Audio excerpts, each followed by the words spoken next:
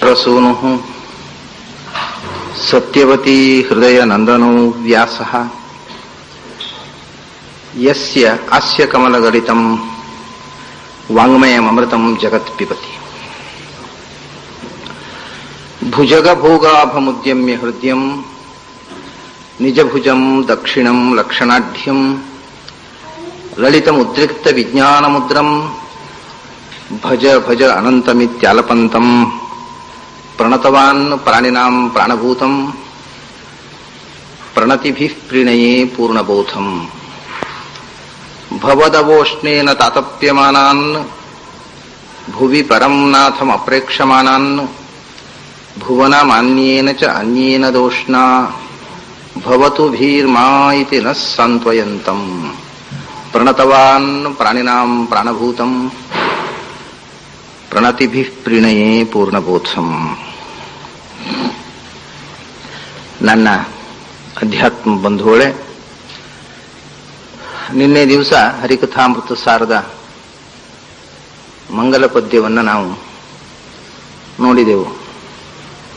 ಇವತ್ತು ಮುಂದಿನ ಮಂಗಲಾಚರಣೆಯನ್ನು ನೋಡುವ ಮುಂಚೆ ನಾನು ಪ್ರಾರಂಭದಲ್ಲಿ ಹೇಳತಕ್ಕಂಥ ನನ್ನ ಮಂಗಲಾಚರಣೆ ಪದ್ಯದ ಅರ್ಥ ಹೇಳಬೇಕು ಅಂತ ಅಪೇಕ್ಷೆ ಪಟ್ಟಿದ್ದಾರೆ. ಮೊದಲನೆಯ ಶ್ಲೋಕ ಅದು ವ್ಯಾಸರ ನಮಸ್ಕಾರ ರೂಪವಾಗಿರತಕ್ಕಂಥ ಶ್ಲೋಕ. ಆಮೇಲೆ ಎರಡನೆಯದ್ದು ಮೂರನೆಯದ್ದು ಆಚಾರ್ಯ ಮಧ್ವರ ಪ್ರಣಾಮ ಮಾಡತಕ್ಕಂಥ ಪದ್ಯ. ಮೊದಲನೆಯದ್ದು ಜಯತಿ ಪರಾಶರ ಸೂನು ಸತ್ಯವತೀ ಹೃದಯ ನಂದನೋ ವ್ಯಾಸಃ. ಜಯತಿ ಪರಾಶರ ಸೂನು ಅಂದ್ರೆ ಇದು ಬಹಳ ನಿಗೂಢವಾದ ಅಧ್ಯಾತ್ಮದ ಅರ್ಥವನ್ನು ಒಳಗೊಂಡು ಚಾರಿತ್ರಿಕ ಅರ್ಥವನ್ನು ಹೇಳುತ್ತೆ. ಪರಾಶರರ ಮಗನಾಗಿ ಅವತರಿಸಿದ ವ್ಯಾಸರು ಪರಾಶರ ಸೂನು. ನಮಗೆ ಗೊತ್ತಿದೆ ಪರಾಶರ ಮತ್ತು ಸತ್ಯವತಿಯರ ಮಗನಾಗಿ ವೇದವ್ಯಾಸರು ಅವತರಿಸಿದರು ಅಂತ. ಹಾಗಾಗಿ ಪರಾಶರ ಸೂನು ಪರಾಶರರ ಮಗನಾಗಿ ಸತ್ಯವತಿಯ ಹೃದಯ ನಂದನನಾಗಿ ಅವಳ ಹೃದಯಕ್ಕೆ ಸಂತಸವನ್ನು ಉಣಿಸಿ ಅವಳ ಮಗನಾಗಿ ಜನಿಸಿದ ವ್ಯಾಸರು ಜಯತಿ. ಜಯತಿ ಅಂದ್ರೆ ಸರ್ವಶ್ರೇಷ್ಠರಾಗಿದ್ದಾರೆ ಅಂತ. ಜಯತಿ ಅಂದ್ರೆ ಗೆಲ್ಲುತ್ತಾರೆ ಅಂತ ಅರ್ಥ ಅಲ್ಲ, ಶ್ರೇಷ್ಠರಾಗಿದ್ದಾರೆ. ಇದಕ್ಕೆ ಇನ್ನೊಂದು ಮುಖ ಇದೆ. ಪರಾಶರ ಸೂನು ಅಂದ್ರೆ, ಪರಾಶರ ಅಂದ್ರೆ ನಮ್ಮ ಮಾತು ನಮ್ಮ ಬಾಯಿಯಿಂದ ಹೊರಕ್ಕೆ ಬಂದು ಕಿವಿಗೆ ಕೇಳಿಸುವ ಮುಂಚೆ ಅದು ನಾಭಿಯಲ್ಲಿ ಸ್ಪಂದನವಾಗುತ್ತೆ. ನಾಭಿಯಲ್ಲಿ ಸ್ಪಂದನವಾಗಿ ನಾಭಿಯಿಂದ ಶಬ್ದ ಮೇಲಕ್ಕೆದ್ದು ಹೃದಯವನ್ನು ಸ್ಪರ್ಶ ಮಾಡಿ ಹೃದಯದಿಂದ ಕಂಠದಲ್ಲಿ ಬಂದು ಕಂಠದಿಂದ ಮತ್ತೆ ಹೊರಕ್ಕೆ ಬಾಯಿಯಲ್ಲಿ ಬರುತ್ತೆ. ಅದಕ್ಕೆ 4 ಸ್ಥಿತಿಗಳು. ಅದಕ್ಕೆ ನಾಭಿಯಲ್ಲಿ ಆಗತಕ್ಕಂಥ ಸ್ಪಂದನಕ್ಕೆ ಪರ ಅಂತ ಹೆಸರು. ಅದು ಹೃದಯಕ್ಕೆ ಬಂದಾಗ ಪಶ್ಯಂತಿ ಅಂತ ಹೇಳ್ತಾರೆ. ಅದಕ್ಕೆ ಅಂದ್ರೆ ಅದು ಕಿವಿಗೆ ಕೇಳಿಸದ ನಾದ, ಒಳಗಿನಿಂದ ಆಗತಕ್ಕಂಥ ಸೌಂಡ್. ಅದು ವೈಬ್ರೇಷನ್ ಆದಾಗ ಸೌಂಡ್ ಆಗೇ ಆಗತ್ತೆ. ಅದರಿಂದ ನಾದ ನಾಭಿಯಿಂದ ಗಾಳಿ ಮೇಲಕ್ಕೆ ಹೊರಡುವಾಗ ಗಾಳಿಯಲ್ಲಿ ಏನು ಸ್ಪಂದನ ಆಗಿದೆ, ವೈಬ್ರೇಷನ್, ಆವಾಗಲೇ ಶಬ್ದ ಉತ್ಪತ್ತಿ ಆಗಿದೆ. ಆದರೆ ಅದು ಕಿವಿಗೆ ಕೇಳಿಸುವಷ್ಟು ಸ್ಥೂಲವಾದ ಶಬ್ದ ಅಲ್ಲ. It is subtle sound. ಅದನ್ನ ನಾಭಿಯಲ್ಲಿ ಏನು ಅತ್ಯಂತ ಸೂಕ್ಷ್ಮವಾದಂತಹ ಸ್ಪಂದನ ಉಂಟಾಯಿತು, ಆ ಶಬ್ದದ ಮೂಲ ಸ್ಥಿತಿಯನ್ನು ಪರ ಅಂತ ಹೇಳ್ತಾರೆ. ಅದು ಹೃದಯಕ್ಕೆ ಬಂದಾಗ ಪಶ್ಯಂತಿ ಅಂತ ಹೇಳ್ತಾರೆ. ಅಂದ್ರೆ ಜ್ಞಾನಿಗಳು ಆ ಹೃದಯದ ನಾದವನ್ನ ಕೇಳಬಲ್ಲರು. ಅದಕ್ಕೆ ಪಶ್ಯಂತಿ ಅಂತ ಹೆಸರು. ಅಲ್ಲಿಂದ ಕಂಠಕ್ಕೆ ಬರುವಾಗ ಮಧ್ಯಮ, ಸ್ವಲ್ಪ ಸ್ಥೂಲ ಆಗಲಿಕ್ಕೆ ಬೇಕಾದಂತಹ ಮಧ್ಯಸ್ಥಿತಿಗೆ ಬಂತು. ಅಲ್ಲಿಂದ ಬಾಯಿಯಿಂದ ಉಚ್ಚಾರ ಮಾಡಿದಾಗ ವೈಖರಿ, ಅದು ಕೇಳುವಂತಹದ್ದು. 4ನೇ ಸ್ಟೇಜಿನ ಶಬ್ದದ 4ನೆಯ ಹಂತದಲ್ಲಿ ಕಿವಿಗೆ ಕೇಳಿಸುತ್ತೆ. ಇಲ್ಲಿಂದ ಇಲ್ಲಿ ತನಕ 3 ಸ್ಟೇಜ್ನಲ್ಲಿ ಶಬ್ದ, ಒಳಗಿನಿಂದ ಶಬ್ದ ಇದೆ, ಕಿವಿಗೆ ಕೇಳಿಸುವುದಿಲ್ಲ. ಅದನ್ನ ಪರ ಅಂತಂದ್ರೆ ಶಬ್ದದ ಅತ್ಯಂತ ಸೂಕ್ಷ್ಮ ಸ್ಥಿತಿ. ನಾವು ಉಚ್ಚಾರ ಮಾಡಬೇಕು ಅಂತ ಯೋಚನೆ ಮಾಡಿ ಪ್ರಯತ್ನ ಮಾಡಿದಾಗ ನಾಭಿ ಹೊಕ್ಕುಳಲ್ಲಿ ಸ್ಪಂದನ ಉಂಟಾಗುತ್ತೆ, ವೈಬ್ರೇಷನ್, ಗಾಳಿ ಮೇಲ್ಮುಖವಾಗಿ ಹೋಗುತ್ತೆ. ಅದನ್ನ ಪರಾಶರ ಅಂತಾರೆ. ಯಾಕೆಂದ್ರೆ ಪರ ಅನ್ನುವುದು ಆ ಶಬ್ದದ ಮೂಲ ಸ್ಥಿತಿ. ಅದು ಮೇಲಕ್ಕೆ ಚಿಮ್ಮುತ್ತೆ ಬಾಣದ ಹಾಗೆ, ಅದರಿಂದ ಅದು ಒಂದು ಶರ. ಅದನ್ನ ಪರಾಶರ ಅಂದ್ರೆ ಶಬ್ದದ ಅತ್ಯಂತ ಸೂಕ್ಷ್ಮ ಸ್ಥಿತಿ. ಆ ಶಬ್ದದ ಅತ್ಯಂತ ಸೂಕ್ಷ್ಮವಾದ ನಾದದಿಂದಲೂ ಅಭಿವ್ಯಕ್ತನಾಗತಕ್ಕಂಥವ ಭಗವಂತ. ಅದರಿಂದ ಅವನನ್ನು ಪರಾಶರ ಸೂನು ಅಂತ ಕರೀತಾರೆ. ಅದಕ್ಕೆ ಓಂಕಾರದಲ್ಲಿ ಅಕಾರ ಉಕಾರ ಮಕಾರ ನಾದ ಬಿಂದು ಕಲಾ ಶಾಂತ ಅತಿಶಾಂತ ಅಂತ. ನಾದ ಅನ್ನೋದು ಭಗವಂತನನ್ನು ಹೇಳ್ತಕ್ಕಂಥ ಒಂದು ಸ್ಥಿತಿ. ಅದರಿಂದ ಆ ನಾದ ಪರ ಇದ್ದಾಗ ಅದನ್ನ ಅತಿಶಾಂತ ಅಂತ ಹೇಳ್ತಾರೆ. ಆ ಅತಿಶಾಂತವಾದ ಧ್ವನಿಯಿಂದ ಕೂಡ ವಾಚ್ಯನಾದವನು ಪರಾಶರ ಸೂನು. ಪರ ಅದು ಶರದಂತೆ ಬಾಣದಂತೆ ಮೇಲಕ್ಕೆ ನೆಗೆಯುತ್ತದೆ, ನೆಗೆದು ವೇಗವಾಗಿ ಹೊರಕ್ಕೆ ಬರ್ತದೆ. ಅದನ್ನ ಅದು ಶರ, ಬಾಣ. ಪರಾಶರ ಭಗವಂತನನ್ನ ಅಭಿವ್ಯಕ್ತಗೊಳಿಸ್ತಕ್ಕಂಥ ನಾದ ಅದು. ಅದರಿಂದ ಅದನ್ನ ಭಗವಂತನನ್ನ ಪರಾಶರ ಸೂನು ಅಂತ ಕರೀತಾರೆ. ಸತ್ಯವತಿಯ ಮಗನಾಗಿ ಅವತರಿಸಿದವ. ಆದರೆ ಸತ್ಯವತಿ ಅಂತಂದ್ರೆ ನಿಜವಾಗಿ ಸತ್ಯ ಅಂತಂದ್ರೆ ಸತ್ಯ ಸ್ವರೂಪನಾದ ಭಗವಂತ. ಆ ಭಗವಂತನನ್ನು ಪ್ರತಿಪಾದಿಸ್ತಕ್ಕಂಥ ವೇದವಾಣಿಯೇ ಸತ್ಯವತಿ. ಸತ್ಯವತಿ ಅಂದ್ರೆ ವೇದವಾಕ್ಕು. ಆ ವೇದವಾಕ್ಕಿಗೆ ಬಹಳ ಅದರ ಹೃದಯ ಅಂದ್ರೆ ತಾತ್ಪರ್ಯ. ವೇದದ ಅಂತರಂಗದ ತಾತ್ಪರ್ಯವನ್ನ ನಾವು ಹುಡುಕಿದರೆ ಅಲ್ಲಿ ಸಿಗುವುದು ಬರೇ ಭಗವಂತ ಅನ್ನುವ ಅರ್ಥ. ಹೀಗೆ ಅದರ ತಾತ್ಪರ್ಯದಿಂದ ವಾಚ್ಯನಾಗಿ ವೇದವಾಣಿಗೆ ಆನಂದವನ್ನು ಕೊಡ್ತಕ್ಕವ ಸತ್ಯವತಿ ಹೃದಯನಂದನ. ಹೀಗೆ ವೇದವ್ಯಾಸರು ಐತಿಹಾಸಿಕವಾಗಿ ಪರಾಶರ ಸತ್ಯವತಿಯರ ಮಗನಾಗಿ ಅವತರಿಸಿದರು. ಶಬ್ದದ ಮೂಲ ಸ್ಥಿತಿಯಿಂದ ವಾಚ್ಯರಾಗಿ ಸರ್ವಶಬ್ದ ವಾಚ್ಯರಾಗಿ ಸಮಸ್ತ ವೇದಗಳ ಹೃದಯವನ್ನ ಸಂತಸಗೊಳಿಸಿದರು. ಮತ್ತು ಅಷ್ಟೇ ಅಲ್ಲ, ಅವರು ಮಾಡಿದ ಮಹಾಕಾರ್ಯ ಯಸ್ಯ ಆಸ್ಯ ಕಮಲ ಗಲಿತಂ ವಾಂಗ್ಮಯಂ ಅಮೃತಂ ಜಗತ್ ಪಿಬತಿ ಅಂತ. ಯಾರ ಬಾಯಿ ಎನ್ನುವ ತಾವರೆಯಿಂದ, ಮುಖ ಕಮಲದಿಂದ ಸಮಸ್ತ ವಾಂಗ್ಮಯ. ಯಾಕೆಂದ್ರೆ ಇವತ್ತು ನಾವು ಅಧ್ಯಯನ ಮಾಡತಕ್ಕಂಥ ಎಲ್ಲ ಶಾಸ್ತ್ರ ಗ್ರಂಥಗಳನ್ನು ಕೊಟ್ಟವರು ವೇದವ್ಯಾಸರು. ವೇದವ್ಯಾಸರು ಇದನ್ನು ಕೊಡದೇ ಇರ್ತಿದ್ರೆ ಇವತ್ತು ಈ ದೇಶದಲ್ಲಿ ಏನೂ ಇಲ್ಲ. 18 ಪುರಾಣಗಳನ್ನು ಬರೆದುಕೊಟ್ಟವರು ಅವರು, ರಚಿಸಿಕೊಟ್ಟವರು ಅವರು. ಮಹಾಭಾರತದಂಥ ಒಂದು ಅನುಪಮವಾದ ಸಾಟಿ ಇಲ್ಲದ ಬೃಹತ್ ಗ್ರಂಥವನ್ನ ರಚಿಸಿಕೊಟ್ಟವರು ಅವರು. ವೇದಗಳನ್ನು ವಿಭಾಗ ಮಾಡಿ 4 ವೇದಗಳನ್ನು ಕೊಟ್ಟವರು ಅವರು. ವೇದಾರ್ಥ ನಿರ್ಣಯ ಮಾಡಲಿಕ್ಕೋಸ್ಕರ ಬ್ರಹ್ಮಸೂತ್ರವನ್ನು ರಚನೆ ಮಾಡಿಕೊಟ್ಟವರು ಅವರು. ಇವತ್ತು ನಾವು ಏನು ಪ್ರಸ್ಥಾನತ್ರಯ ಅಂತ ಹೇಳ್ತೇವೆ, ಭಗವದ್ಗೀತೆ ಅದು ಮಹಾಭಾರತದ್ದು, ಬ್ರಹ್ಮಸೂತ್ರ ಮತ್ತೊಂದು ಅದು ವೇದವ್ಯಾಸರ ರಚನೆ, ಮತ್ತು ಉಪನಿಷತ್ತುಗಳು ವೇದವ್ಯಾಸರು ವಿಭಾಗ ಮಾಡಿ ಆಯ್ದು ಕೊಟ್ಟದ್ದು. ಹೀಗೆ ಇವತ್ತು ಅಧ್ಯಾತ್ಮದ ಮೂಲ ಗ್ರಂಥಗಳು ಅಂತ ಏನೆಲ್ಲ ಇವೆ ಅವೆಲ್ಲವನ್ನೂ ಕೊಟ್ಟವರು ಅವರು. ಅದರಿಂದ ಅವರ ಮುಖಕಮಲದಿಂದ ಸಮಸ್ತ ವೈದಿಕ ವಾಂಗ್ಮಯ ಅನ್ನುವ ಅಮೃತ ಅಥವಾ ಜೇನು ಹೊಮ್ಮಿ ಬಂತು. ಯಸ್ಯ ಆಸ್ಯ ಮುಖಗಲಿತಂ ವಾಂಗ್ಮಯಂ ಅಮೃತಂ. ಅವರ ಮುಖಕಮಲದಿಂದ ಹೊಮ್ಮಿದ ವಾಂಗ್ಮಯವೆಂಬ ಜೇನನ್ನ, ಮಧುರಸವನ್ನ ಜಗತ್ತು ಕುಡಿತಾ ಇದೆ. ಅದಲ್ಲದೆ ಇದ್ರೆ ಇವತ್ತು ಆ ಮಧುರಸದ ಆಸ್ವಾದವೇ ಜಗತ್ತಿಗೆ ಆಗ್ತಿರ್ಲಿಲ್ಲ. ಸಮಸ್ತ ವೈದಿಕ ವಾಂಗ್ಮಯವನ್ನು, ಶಾಸ್ತ್ರಗಳನ್ನು ಆವಿಷ್ಕಾರ ಮಾಡಿದ ಜ್ಞಾನಾವತಾರ ಅದು. ಭಗವಂತನ ಅವತಾರಕ್ಕೆ 2 ಕ್ರಿಯೆ ಹೇಳ್ತಾರೆ, ಜ್ಞಾನ ಕಾರ್ಯ, ಬಲ ಕಾರ್ಯ ಅಂತ. ಈಗ ನರಸಿಂಹಾದ್ಯವತಾರಗಳಲ್ಲಿ ಬಲ ಕಾರ್ಯ ಅದು, ದುಷ್ಟ ನಿಗ್ರಹ. ಆದರೆ ವೇದವ್ಯಾಸ ಅವತಾರದಲ್ಲಿ ಜ್ಞಾನದ ಆವಿಷ್ಕಾರ. ಹಾಗಾಗಿ ಸಮಸ್ತ ಜ್ಞಾನಪ್ರದವಾದ ವೈದಿಕ ವಾಂಗ್ಮಯವನ್ನ ಆವಿಷ್ಕಾರ ಮಾಡಿದ ರೂಪ, ವೇದ ಪ್ರತಿಪಾದ್ಯವಾದ ರೂಪ, ನಾದ ಪ್ರತಿಪಾದ್ಯವಾದ ರೂಪ, ಪರಾಶರ ಮತ್ತು ಸತ್ಯವತಿಯರ ಮಗನಾಗಿ ಭೂಮಿಯಲ್ಲಿ ಅವತರಿಸಿದ ರೂಪ. ಅಂಥ ವ್ಯಾಸರು ಸರ್ವಶ್ರೇಷ್ಠರಾಗಿ ವಿರಾಜಿಸ್ತಾ ಇದ್ದಾರೆ ಅನ್ನುವಂಥದ್ದು ಈ ಪದ್ಯದ ಅರ್ಥ. ಅದರ ಮುಂದೆ ಆಚಾರ್ಯ ಮಧ್ವರನ್ನು ನಮಸ್ಕಾರ ಮಾಡತಕ್ಕಂಥ ಶ್ಲೋಕಗಳು. ಅದು ಆಚಾರ್ಯರದ್ದು ಒಂದು ವಿಗ್ರಹ ಇದೆ ಉಡುಪಿಯಲ್ಲಿ, ಕೃಷ್ಣ ಮಠದಲ್ಲಿ. ಆ ವಿಗ್ರಹ ಬೇರೆ ಎಲ್ಲಿಯೂ ಅಂಥ ವಿಗ್ರಹ ಇಲ್ಲ. ಅದರಲ್ಲಿ ಒಂದು ವಿಚಿತ್ರವಾದ ಭಂಗಿ ಇದೆ. ಒಂದು ಕೈ ಹೀಗೆ ಇದೆ, ಒಂದು ಕೈ ಹೀಗೆ ಇದೆ. ಮತ್ತೆ ಬೇರೆ ಕಡೆ ಇರುವುದಲ್ಲೆಲ್ಲ ಈ ಕೈಯಲ್ಲಿ ಪುಸ್ತಕ ಮುದ್ರೆ, ಈ ಕೈಯಲ್ಲಿ ಜ್ಞಾನ ಮುದ್ರೆ ಇರುವುದು. ಅದು ಮಾತ್ರ ಒಂದು ಕೈಯಲ್ಲಿ ಜ್ಞಾನ ಮುದ್ರೆ, ಒಂದು ಕೈಯಲ್ಲಿ ಅಭಯ ಮುದ್ರೆ ಇದೆ. ಈ ರೀತಿಯ ವಿಗ್ರಹ ಇರುವುದು ಕೃಷ್ಣ ಮಠದಲ್ಲಿ ಮಾತ್ರ. ಅಲ್ಲಿ ಕೃಷ್ಣನ ಗುಡಿಯ ಒಳಗೆ ಹೋಗುವ ದಾರಿಯಲ್ಲಿ ಬಲಬದಿಯಲ್ಲಿ ಈ ವಿಗ್ರಹ ಇದೆ. ಅದರ ವರ್ಣನೆ ಅದು. ಭುಜಗ ಭೋಗಾಭಂ ಉದ್ಯಮ್ಯ ಹೃದಯಂ ನಿಜ ಭುಜಂ ದಕ್ಷಿಣಂ ಲಕ್ಷಣಾಢ್ಯಂ ಲಲಿತಂ ಉದ್ರಿಕ್ತ ವಿಜ್ಞಾನ ಮುದ್ರಂತ. ಹಾವಿನ ಮೈಯಂತೆ ಇರತಕ್ಕ, ಹಾವಿನಂತೆ ಇರುವ ತೋಳು ಅಂತ. ತೋಳನ್ನು ಹಾವಿನಂತೆ ಅನ್ನುವಂಥದ್ದು ಅದೊಂದು ಅಲಂಕಾರಿಕವಾದಂತಹ ವೃತ್ತಿ. ಹಾವಿನ ಮೈಯಂತೆ ಇರತಕ್ಕ ತೋಳು ಅಂದ್ರೆ ನವರಾದ ತೋಳು. ಹಾವಿನ ಮೈ ಬಹಳ ನುಣುಪು, ಅದನ್ನು ಅಲಂಕಾರಕ್ಕೋಸ್ಕರ ಹಾವಿನ ಮೈ ಅಂತ ತೋಳು ಅಂತ. ಹಾವಿನ ಕೈಯಂಥ ಮೈಯಂಥ ತೋಳು ಎತ್ತಿ ಹಿಡಿದಿದ್ದಾನೆ. ಭುಜಗ ಭೋಗಾಭಂ ಉದ್ಯಮ್ಯ ಹೃದಯಂ ನಿಜ ಭುಜಂ ದಕ್ಷಿಣಂ, ಬಲಗೈಯನ್ನು ಎತ್ತಿ ಹಿಡಿದಿದ್ದಾರೆ. ಅದು ಲಕ್ಷಣಾಢ್ಯಂ, ಸಮಸ್ತ ದ್ವಾತ್ರಿಂಶ ಲಕ್ಷಣಗಳಿಂದ ಕೂಡಿರತಕ್ಕಂಥ ತೋಳು. ಅದ್ರ ಏನು ಹೇಳ್ತಾ ಇದ್ದಾರೆ? ಲಲಿತಂ ಉದ್ರಿಕ್ತ ವಿಜ್ಞಾನ ಮುದ್ರಂ, ಜ್ಞಾನ ಮುದ್ರೆಯಿಂದ ನಿಮಗೆ ಜ್ಞಾನದ ದಾರಿಯನ್ನು ನಾನು ತೋರಿಸ್ತೇನೆ, ನೀವು ಈ ಜ್ಞಾನದ ದಾರಿಯಲ್ಲಿ ಸಾಗರಿ ಅಂತ ಜ್ಞಾನೋಪದೇಶ ಮಾಡತಕ್ಕಂಥ ವಿಜ್ಞಾನ ಮುದ್ರೆಯನ್ನ ಹಿಡ್ಕೊಂಡಿದ್ದಾರೆ. ಭಜ ಭಜ ಅನಂತಂ ಇತ್ಯಾಲಪಂತಂ, ಆ ಜ್ಞಾನ ಮುದ್ರೆಯಿಂದ ಏನು ಹೇಳ್ತಾರೆ? ನೀನು ಭಗವಂತನನ್ನು ಭಕ್ತಿಯಿಂದ ಧ್ಯಾನ ಮಾಡು, ಅದು ನಿನ್ನ ಉದ್ಧಾರದ ದಾರಿ ಅಂತ ಸಂದೇಶ ಕೊಡ್ತಾ ಇದ್ದಾರೆ ಜ್ಞಾನ ಮುದ್ರೆಯ ಮೂಲಕ ಅಂಥ ಆಚಾರ್ಯರು. ಇನ್ನೊಂದು ಕೈಯಲ್ಲಿ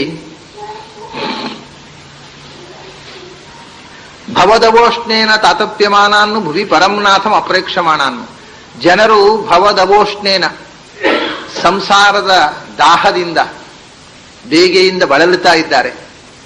ಆ ಬೇಗೆಯಿಂದ ತಪ್ಪಿಸಿ ನಮಗೆ ತಂಪು ಕೊಡತಕ್ಕಂಥ ದಾರಿಯನ್ನು ತೋರಿಸುವವರಿಲ್ಲದೆ ಒದ್ದಾಡ್ತಾ ಇರತಕ್ಕ ಜನಕ್ಕೆ ಭುವನಮಾನ್ಯೇನ ಚ ಅನ್ಯೇನ ದೋಷ್ಣ, ಜಗದ್ಮಾನ್ಯವಾಗಿರ್ತಕ್ಕ ಇನ್ನೊಂದು ಕೈಯಿಂದ ಹೀಗೆ ಅಭಯ ಹಸ್ತವನ್ನು ಹಿಡ್ಕೊಂಡಿದ್ದಾರೆ. ಏನು ಹೇಳ್ತಾ ಇದ್ದಾರೆ? ಭವತು ಭೀಹಿ ಮಾ, ಭಯ ಬೇಡ, ನಿಮಗೆ ಜ್ಞಾನದ ದಾರಿಯನ್ನು ನಾನು ತೋರಿಸ್ತೇನೆ, ನಿಮ್ಮ ಬೇಗೆಯಿಂದ ಪಾರಾಗಿ ತಂಪಿನ ದಾರಿಯನ್ನು ನಾನು ತೋರಿಸ್ತೇನೆ ಅಂತ ಹೇಳ್ಕೊಂಡು ಇನ್ನೊಂದು ಕೈಯಿಂದ ಅಭಯ ಮುದ್ರೆಯನ್ನು ಹಿಡ್ಕೊಂಡಿರತಕ್ಕಂಥ ಆಚಾರ್ಯ ಮಧ್ವರಿಗೆ ನಾನು ನಮಸ್ಕರಿಸುತ್ತೇನೆ ಅಂತ ಪ್ರಾಚೀನರೊಬ್ರು, ನಾರಾಯಣ ಪಂಡಿತರ ಮನೆತನದವರು ಯಾರೋ ಬರೆದ ಸ್ತೋತ್ರ ಇದು. ಯಾರು ಅನ್ನೋದು ಹೆಸರು ಸಿಕ್ಕೋದಿಲ್ಲ, ಬಹಳ ಸುಂದರವಾದ ಸ್ತೋತ್ರ. ಹೀಗೆ ಜ್ಞಾನಮುದ್ರೆ ಅಭಯ ಮುದ್ರೆಯನ್ನು ಹಿಡಿದಂಥ ಆಚಾರ್ಯರನ್ನ ಸ್ತೋತ್ರ ಮಾಡಿದ್ದು ನೋಡಿದರೆ ಪ್ರಾಯ ಕೃಷ್ಣ ಮಠದಲ್ಲಿ ಇರತಕ್ಕಂಥ ಆ ವಿಗ್ರಹವನ್ನು ಕಂಡೇ ಮಾಡಿದ್ದು ಇರಬಹುದು, ಅಥವಾ ಈ ಸ್ತೋತ್ರವನ್ನು ಕಂಡು ಆ ವಿಗ್ರಹವನ್ನು ಮಾಡಿದ್ದು ಇರಬಹುದು. ವಿಗ್ರಹವನ್ನ ರಚನೆ ಮಾಡುವಾಗ ಈ ಸ್ತೋತ್ರದಲ್ಲಿ ಇದ್ದಂತೆ ವಿಗ್ರಹ ಮಾಡಿಸಿರುವುದು. ಅಂದು ಇದು ಬಹಳ ಪ್ರಾಚೀನವಾದ ಒಂದು ಸ್ತೋತ್ರ. ಮಧ್ವಾಷ್ಟಕ ಅಂತ ಇದು, ಅದರಲ್ಲಿ ಬರತಕ್ಕಂಥ 2 ಶ್ಲೋಕಗಳು. ಅದು ತ್ರಿವಿಕ್ರಮಾಚಾರ್ಯರ ಮನೆತನದವರು ಬರೆದದ್ದು ಅಂತ ಅಷ್ಟು ಮಾತ್ರ ದಾಖಲೆ ಸಿಗುತ್ತೆ. ಒಂದು ಗ್ರಂಥದಲ್ಲಿ ಇದನ್ನು ಕಲ್ಯಾಣಿ ದೇವಿ ಬರೆದದ್ದು ಅಂತ ಹೇಳ್ತಾರೆ. ತ್ರಿವಿಕ್ರಮಾಚಾರ್ಯರ ತಂಗಿ ಕಲ್ಯಾಣಿ ದೇವಿ ಬರೆದದ್ದು ಅಂತ ಹೇಳ್ತಾರೆ. ಹಾಗೆ ಇದೆ ಒಂದು ಪುಸ್ತಕದಲ್ಲಿ. ಆದ್ರೆ ಕಲ್ಯಾಣಿ ದೇವಿ ಬರೆದದ್ದು ಅನ್ನೋದು ಅದು ಇರ್ಲಿಕ್ಕಿಲ್ಲ ಅಂತ ಅನಿಸ್ತದೆ ನನಗೆ. ಯಾಕೆಂದ್ರೆ ಅದರ ಮುಂದೆ ಇದು ಒಂದು ಹಾಡುವ, ಇದು ಭಜನೆಗೆ ಅನುಕೂಲವಾಗಿದೆ. ಅದಕ್ಕೆ ಪಲ್ಲವಿ ಇದೆ. ಪ್ರಣತವಾನ್ ಪ್ರಾಣಿನಾಂ ಪ್ರಾಣಭೂತಂ ಪ್ರಣತಿಭಿ ಪ್ರೀಣೇ ಪೂರ್ಣಬೋಧಂ ಅಂತ ಅದಕ್ಕೆ ಪಲ್ಲವಿ ಕೊಡ್ತಾರೆ ಅವರು. ಅದರಲ್ಲಿ ಪ್ರಣತವಾನ್ ಅಂತ ಪುಲ್ಲಿಂಗ ಪ್ರಯೋಗ ಇದೆ. ನಾನು ನಮಸ್ಕಾರ ಮಾಡುತ್ತೇನೆ ಅನ್ನೋದನ್ನ ಕನ್ನಡದಲ್ಲಿ ಹೇಳುವಾಗ ಸ್ತ್ರೀಯರು ನಮಸ್ಕಾರ ಮಾಡುತ್ತೇನೆ ಅಂತ ಹೇಳುವುದು. ಆದ್ರೆ ಪ್ರಣತವಾನದ ನಮಸ್ಕಾರ ಮಾಡುವಂಥವನು ಆಗುತ್ತೇನೆ ಹೀಗೆ ಹೇಳಿದ್ರೆ, ಹೆಣ್ಣಾಗಿದ್ರೆ ಮಾಡುವಂಥವಳು ಹೇಳಬೇಕು, ಮಾಡುವಂಥವನು ಆಗುತ್ತೇನೆ ಅಂತ ಪುಲ್ಲಿಂಗ ಪ್ರಯೋಗ ಇದೆ. ಅದರಿಂದ ಅದನ್ನು ಬರೆದವರು ಯಾರೋ ಪುರುಷರಿರಬೇಕು, ಸ್ತ್ರೀಯರಲ್ಲ ಅಂತ ಕಾಣುತ್ತೆ. ಅಂದ ಕಲ್ಯಾಣಿ ದೇವಿ ಬರೆದದ್ದು ಅನ್ನುವ ಐತಿಹ್ಯ ಸ್ವಲ್ಪ ಸಂದಿಗ್ಧ. ಅಂತೂ ತ್ರಿವಿಕ್ರಮ ಪಂಡಿತರ ಮನೆತನದವರು ಯಾರೋ ಬರೆದದ್ದು. ಯಾಕೆಂದ್ರೆ ಅವರ ಮನೆತನದವರು ಬರೆದಂತಹ ಸ್ತೋತ್ರಗಳ ಒಟ್ಟಿಗೆ ಇದು ಪ್ರಸಿದ್ಧವಾಗಿದೆ. ಅದೊಂದು 14 ಸ್ತೋತ್ರಗಳು, ಚತುರ್ದಶ ಸ್ತೋತ್ರಗಳು ಅಂತ ಹಿಂದೆ ಎಲ್ಲ ಮನೆಗಳಲ್ಲಿ ಭಜನೆಗೆ ಸಂಕೀರ್ತನೆಗೆ ಉಪಯೋಗಿಸ್ತಾ ಇದ್ದಂತಹ ಸ್ತೋತ್ರಗಳು. ಆ ಚತುರ್ದಶ ಸ್ತೋತ್ರಗಳಲ್ಲಿ 2 ಸ್ತೋತ್ರಗಳು ಮಾತ್ರ ಯತಿಗಳು ಬರೆದದ್ದು. ಒಂದು ಪಾಲಯಾಚ್ಯುತ ಪಾಲಯಾಚ್ಯುತ ವಿಜಯಧ್ವಜರು ಬರೆದದ್ದು, ಇನ್ನೊಂದು ವಾದಿರಾಜರು ಬರೆದದ್ದು, ಇನ್ನೊಂದು ಕಮಲಾಕ್ಷ ತೀರ್ಥರು ಅಂತ ಬರೆದದ್ದು ಒಂದು. ಹೀಗೆ 2 ಸ್ತೋತ್ರ ಬಿಟ್ಟರೆ ಮತ್ತೆ ಎಲ್ಲ ತ್ರಿವಿಕ್ರಮ ಪಂಡಿತಾಚಾರ್ಯರ ವಂಶದವರು ಬರೆದದ್ದು. ಹೀಗೆ 14 ಸ್ತೋತ್ರಗಳು ಮನೆಯಲ್ಲೇ ಭಜನೆಗೆ ಹಿಂದೆ ಉಪಯೋಗಿಸ್ತಿದ್ರು. ದ್ವಾದಶ ಸ್ತೋತ್ರ ಆಚಾರ್ಯರು ಬರೆದದ್ದಾದರೆ ಆಚಾರ್ಯರ ಭಕ್ತರು ಬರೆದಂತಹ 14 ಸ್ತೋತ್ರಗಳು ಇವು ಈಗ ಬಳಕೆಯಲ್ಲಿ ತಪ್ಪಿ ಹೋಗಿದೆ. ಅದರಲ್ಲಿ ಇದ್ದಂತಹ 1-2 ಅಪೂರ್ವ ಶ್ಲೋಕಗಳನ್ನ ನಾನು ಯಾವಾಗಲೂ ಬಳಸುವಂತಹದ್ದು. ಹೀಗೆ ಆಚಾರ್ಯರ ಸ್ತೋತ್ರ ಮತ್ತು ವ್ಯಾಸರ ಸ್ತುತಿ, ವ್ಯಾಸರ ಸ್ತುತಿಯ ಮೂಲಕ ಭಗವಂತನ ಸ್ತೋತ್ರ, ಈ ಆ ಶ್ಲೋಕಗಳನ್ನ ಯಾವಾಗಲೂ ಹೇಳ್ತೇನೆ. ಇವಾಗ ಇಲ್ಲಿಂದ ಜಗನ್ನಾಥದಾಸರ 2ನೆಯ ಪದ್ಯಕ್ಕೆ ಬರೋಣ. ನಾರಾಯಣನ ನಮಸ್ಕಾರ ಮಾಡಿದರು. ನಾರಾಯಣನ ನಮಸ್ಕಾರ ಮಾಡಿದ ಮೇಲೆ ಇನ್ನು 2ನೇ ನಮಸ್ಕಾರ ಮಾಡಬೇಕಾದ್ದು ದೇವಿ ಲಕ್ಷ್ಮೀ ನಮಸ್ಕಾರ. ಲಕ್ಷ್ಮಿಯ ನಮಸ್ಕಾರ ಮಾಡುವಾಗ ಅವರು 2ನೇ ಪದ್ಯದಲ್ಲಿ ಜಗದ ಉದರನ ಅತಿ ವಿಮಲ ಗುಣರೂಪಗಳನ್ನು ಆಲೋಚನದಿ ಭಾರತ ನಿಗಮ ತತಿಗಳ ಅತಿಕ್ರಮಿಸಿ ಕ್ರಿಯಾ ವಿಶೇಷಗಳ ಬಗೆ ಬಗೆಯ ನೂತನವ ಕಾಣುತ್ತ ಮಿಗೆ ಹರುಷದಿಂ ಪಾಡಿ ಹಿಗ್ಗುವ ತ್ರಿಗುಣಮಾನಿ ಮಹಾಲಕ್ಷ್ಮಿ ಸಂತೈಸಲಿ ಅನುದಿನವು ಅಂತ ಹೇಳ್ತಾರೆ. ಇದು ಲಕ್ಷ್ಮೀ ಸ್ತೋತ್ರ ರೂಪವಾಗಿರ್ತಕ್ಕಂಥ 2ನೇ ಪದ್ಯ. ಇದ್ರಲ್ಲಿ ಏನು ವಿಶೇಷ ಅಂದ್ರೆ ಲಕ್ಷ್ಮಿಯ ಅತಿಶಯವಾಗಿರತಕ್ಕಂಥ ವೈಶಿಷ್ಟ್ಯವನ್ನ ಈ ಪದ್ಯದಲ್ಲಿ ಹೇಳ್ತಾರೆ ಅವರು.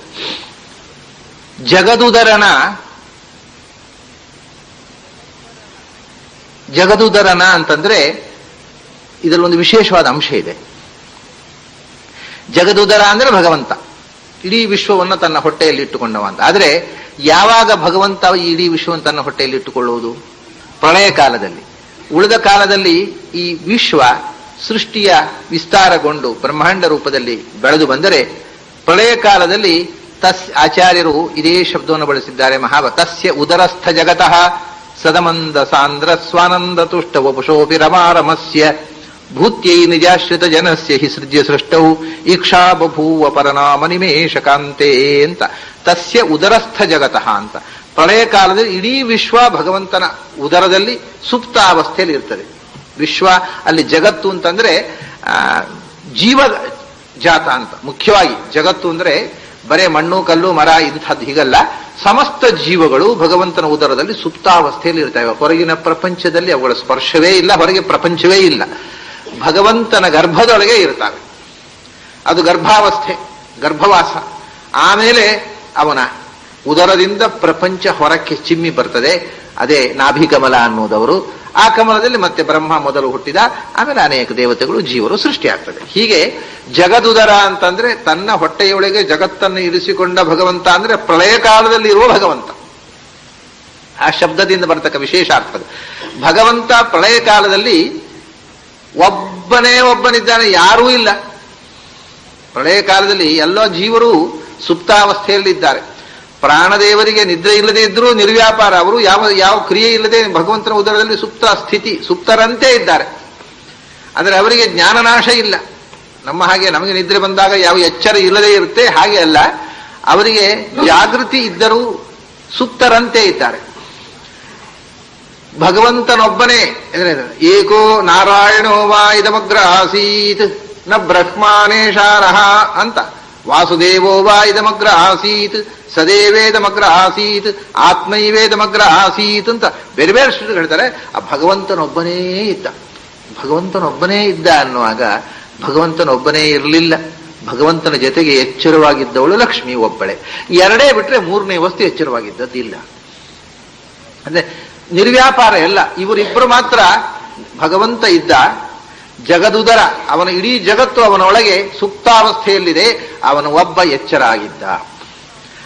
ಆಗ ಭಗವಂತನನ್ನ ಸ್ತೋತ್ರ ಮಾಡಿ ಗುಣಗಾನ ಮಾಡುವವರು ಯಾರಿದ್ದಾರೆ? ಯಾರು ಇಲ್ಲೇ ಇಲ್ಲ. ಯಾವ ಜೀವಕ್ಕೂ ಅಭಿವ್ಯಕ್ತಿಯೇ ಇಲ್ಲ. ಆಗ ಭಗವಂತನನ್ನು ಪ್ರಳಯ ಕಾಲದಲ್ಲಿ ನಿರಂತರ ಸ್ತೋತ್ರ ಮಾಡ್ತಾ ಇರತಕ್ಕ ಒಂದೇ ಒಂದು ಇನ್ನೊಂದು ಚೇತನ ಅಂತಂದ್ರೆ ಲಕ್ಷ್ಮೀದೇವಿ. ಹಾಗಾಗಿ ಪ್ರಳಯ ಕಾಲದಲ್ಲಿ ಕೂಡ ಭಗವಂತನನ್ನು ನಿರಂತರ ಸ್ತೋತ್ರ ಮಾಡುವವಳು. ಇದು ಅಸಾಧಾರಣ ಧರ್ಮ. ಇನ್ನು ಯಾರಿಗೂ ಈ ಅವಕಾಶ ಇಲ್ಲ. ಜಗದುದರನ ಅತಿವಿಮಲ ಗುಣರೂಪಗಳ, ಭಗವಂತನ ಗುಣಗಳು, ಭಗವಂತನ ರೂಪಗಳು ಮತ್ತು ಕ್ರಿಯಾವಿಶೇಷಗಳ, ಭಗವಂತನ ನಾನಾ ವಿಧವಾಗಿರ್ತಕ್ಕಂಥ ಲೀಲೆಗಳು, ಕ್ರಿಯೆಗಳು, ಇದನ್ನ ಅನುಸಂಧಾನ ಮಾಡ್ತಾ ಸ್ತೋತ್ರ ಮಾಡ್ತಾ ಇರತಕ್ಕವಳು. ಇದನ್ನ ಈ ಮಾತು ಭಾಗವತದಲ್ಲಿ ದಶಮಸ್ಕಂಧದಲ್ಲಿ ಒಂದ್ ಕಡೆ ಹೇಳಿದ್ದಾರೆ. ಶ್ರುತಿಗೀತ ಅಂತ. ಶ್ರುತಿಗೀತ ಅಂತ ಒಂದಿದೆ ಭಾಗವತದಲ್ಲಿ.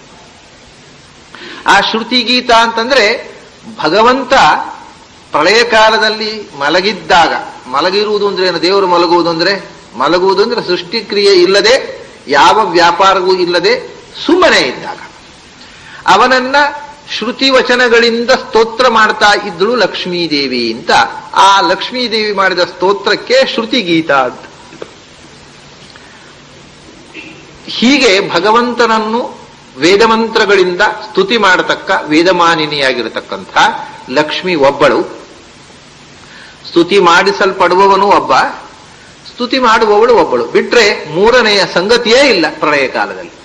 ಅದನ್ನು ಹೇಳಿದ್ರು ಜಗದುದರನ ಅತಿವಿಮಲ ಗುಣರೂಪಗಳ, ಭಗವಂತನ ಗುಣಗಳನ್ನ ಅನುಸಂಧಾನ ಮಾಡತಕ್ಕವಳು ಮತ್ತು ಪ್ರಳಯ ಕಾಲದಲ್ಲಿ ಅನುಸಂಧಾನ ಮಾಡತಕ್ಕವಳು ಲಕ್ಷ್ಮಿ ಒಬ್ಬಳೇ. ಇನ್ಯಾರೂ ಇಲ್ಲೇ ಇಲ್ಲ. ಅನುಸಂಧಾನ ಮಾಡುವ ಸ್ಥಿತಿಯಲ್ಲೇ ಯಾರೂ ಇಲ್ಲ.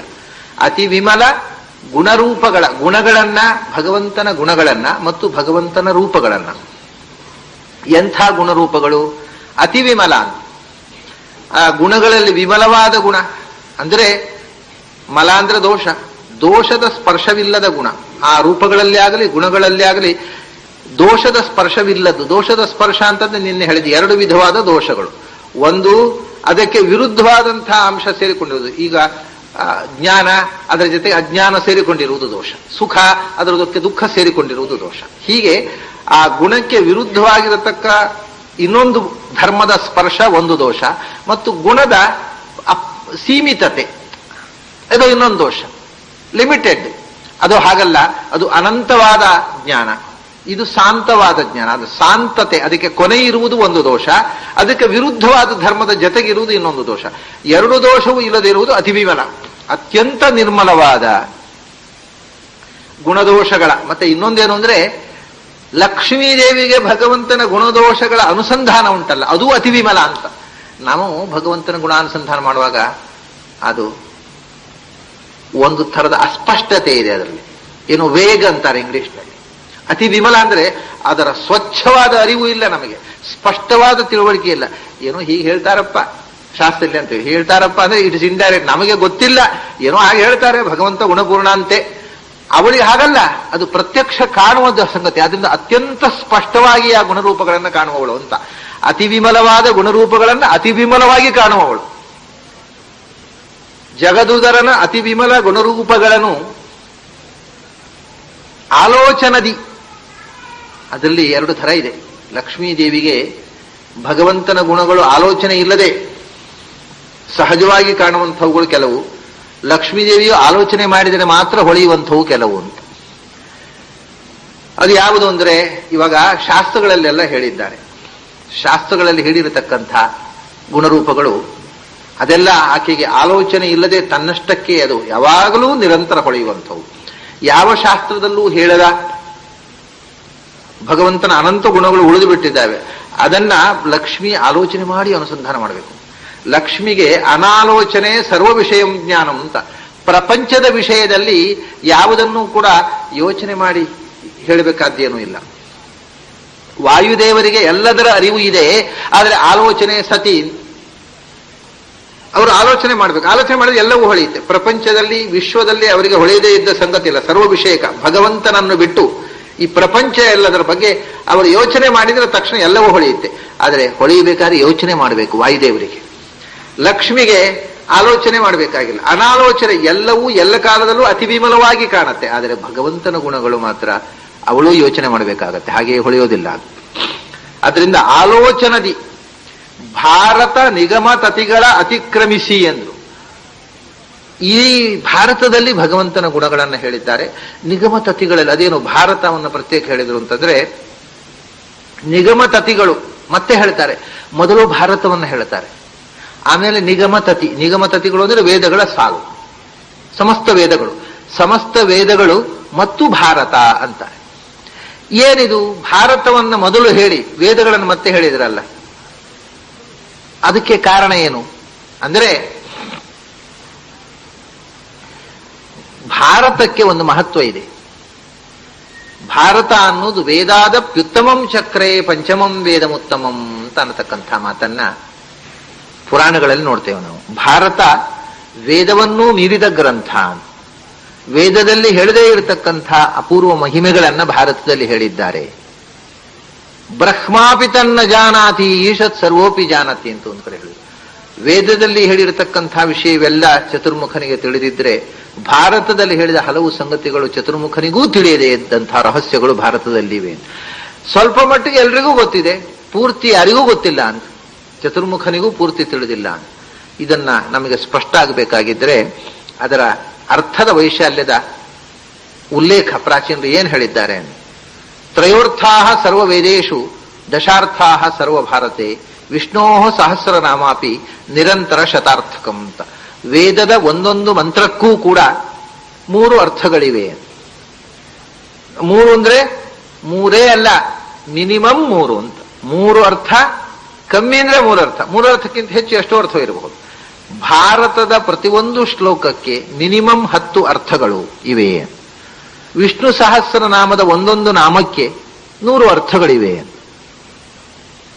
ನಿರಂತರ ಶತಾರ್ಥಕಂ. ಹಾಗಾದ್ರೆ ಇದರಲ್ಲಿ ಒಂದು ತಮಾಷೆ ಉಂಟು ನೋಡಿ. 100,000 ನಾಮಗಳಿವೆ. ಆ 1000 ನಾಮಗಳನ್ನ ಮಹಾಭಾರತದ ಸಾರ ಅಂತ ಹೇಳಿದರು. ಮಹಾಭಾರತದಲ್ಲಿ ಇರತಕ್ಕಂತಹ ವಿಷಯದ ಸಾರ ಈ 1000 ನಾಮಗಳಾಗುವುದು ಹಾಗೆ. ಇದು ಬರೀ ಹೆಸರುಗಳಿರೋದು ಭಗವಂತನದು 1,000 ನಾಮಗಳು. ಒಂದೊಂದು ನಾಮಗಳಿಗೆ 100 ಅರ್ಥಗಳು. ಹಾಗಾದ್ರೆ 1,00,000 ಅರ್ಥಗಳಾದವು. 1000 × 100 1,00,000 ಅರ್ಥಗಳಾದವು. ಒಟ್ಟು 1000 ನಾಮಗಳಲ್ಲಿ 1,00,000 ಬಗೆಯ ನಿರ್ವಚನದಿಂದ ಗುಣಗಳು ಹೇಳಿದಾಗ ಆಯಿತು. 1,000 ಶಬ್ದಗಳಿಗೆ 1,00,000 ಅರ್ಥಗಳು. ಭಾರತದಲ್ಲಿ 1,00,000 ಶ್ಲೋಕಗಳು. ಹಾಗಾದ್ರೆ ಭಾರತದ 1,00,000 ಶ್ಲೋಕಗಳನ್ನ ಹೇಳದಲ್ಲಿ ಹೇಳ್ತಕ್ಕಂತಹ ಗುಣಗಳನ್ನ 1,00,000 ಗುಣಗಳನ್ನ ಇದು 1000 ಶಬ್ದಗಳಲ್ಲಿ ಹೇಳುತ್ತೆ. ಒಂದೊಂದು ಶಬ್ದ, ವಿಷ್ಣು ಸಹಸ್ರನಾಮದ ಒಂದೊಂದು ಶಬ್ದದ ವಿವರಣೆ ಭಾರತದ 100 ಶ್ಲೋಕಗಳು. ಹಾಗೆ 1,000 ಆಗ 1,00,000 ಶ್ಲೋಕ ಆಯ್ತು. ಮಹಾಭಾರತದಲ್ಲಿ ಇರುವುದು 1,00,000 ಶ್ಲೋಕ. ವಿಷ್ಣು ಸಹಸ್ರನಾಮದ ಒಟ್ಟು ನಿರ್ವಚನ 1,00,000. ಹೀಗೆ ಇದೊಂದು ಬೇರೆ ಅರ್ಥ. ನಾವು ಕಾಣುವ ಅರ್ಥ ಅಲ್ಲೇ ಅಲ್ಲ. ನಾವು ಕಾಣುವ ಅರ್ಥ ಬೇರೆ. ಭಗವತ್ ಪರವಾಗಿ ಒಂದೊಂದು ಶ್ಲೋಕಕ್ಕೆ ವಿಷ್ಣು ಸಹಸ್ರನಾಮದ ಒಂದೊಂದು ನಾಮದ ನಿರ್ವಚನೆಗೆ ಅನುಗುಣವಾದಂತಹ ಅರ್ಥ ಇಟ್ಟುಕೊಂಡ್ರೆ ಭಾರತದ 1,00,000 ಶ್ಲೋಕಗಳು ಭಗವಂತನ 1,00,000 ಬಗೆಯ ಗುಣವಿಶೇಷಗಳನ್ನು ಹೇಳ್ತವೆ. ಇದು ಒಂದು ಥರ. 10 ಬಗೆಯ ಅರ್ಥ ಒಂದು ಥರ. ಆಮೇಲೆ ಮಹಾಭಾರತಕ್ಕೆ 3 ಬಗೆಯ ಅರ್ಥವನ್ನು ಹೇಳಿದರು. ಇನ್ನೊಂದು ಕಡೆ, ಒಂದು ಕಡೆ ಐತಿಹಾಸಿಕವಾದ ಅರ್ಥ, ಕೌರವ ಪಾಂಡವರ ಜೀವನದ ಕಥೆ. ಮತ್ತೊಂದು ಮಾನವ ಮೌಲ್ಯ ಜೀವನ ಧರ್ಮಗಳನ್ನು ಹೇಳ್ತಕ್ಕಂಥ ಕಥೆ. 3ನೇ ಅರ್ಥ ಭಗವಂತನ ಗುಣಗಳನ್ನು ಹೇಳ್ತಕ್ಕಂಥದ್ದು. ಬೇರೆ ಯಾವ ಅರ್ಥವೂ ಇಲ್ಲ. ಹೀಗೆ 3 ವಿಧವಾದಂಥ ಅರ್ಥ, 10 ವಿಧವಾದ ಅರ್ಥ. ವಿಷ್ಣು ಸಹಸ್ರನಾಮದ 1,00,000 ನಿರ್ವಚನಗಳು. ಆ ನಿರ್ವಚನಗಳಿಗೆ ಅನುಗುಣವಾಗಿ ಭಾರತದ 1,00,000 ಶ್ಲೋಕಗಳು. ಇದನ್ನೆಲ್ಲ ಅನುಸಂಧಾನ ಮಾಡಿದರೆ ಇದು ಭಗವಂತನ ಅನಂತವಾದ ಗುಣಗಳನ್ನು ಹೇಳತಕ್ಕಂಥ ಒಂದು ಅಪೂರ್ವ ಗ್ರಂಥವಾಗುತ್ತೆ.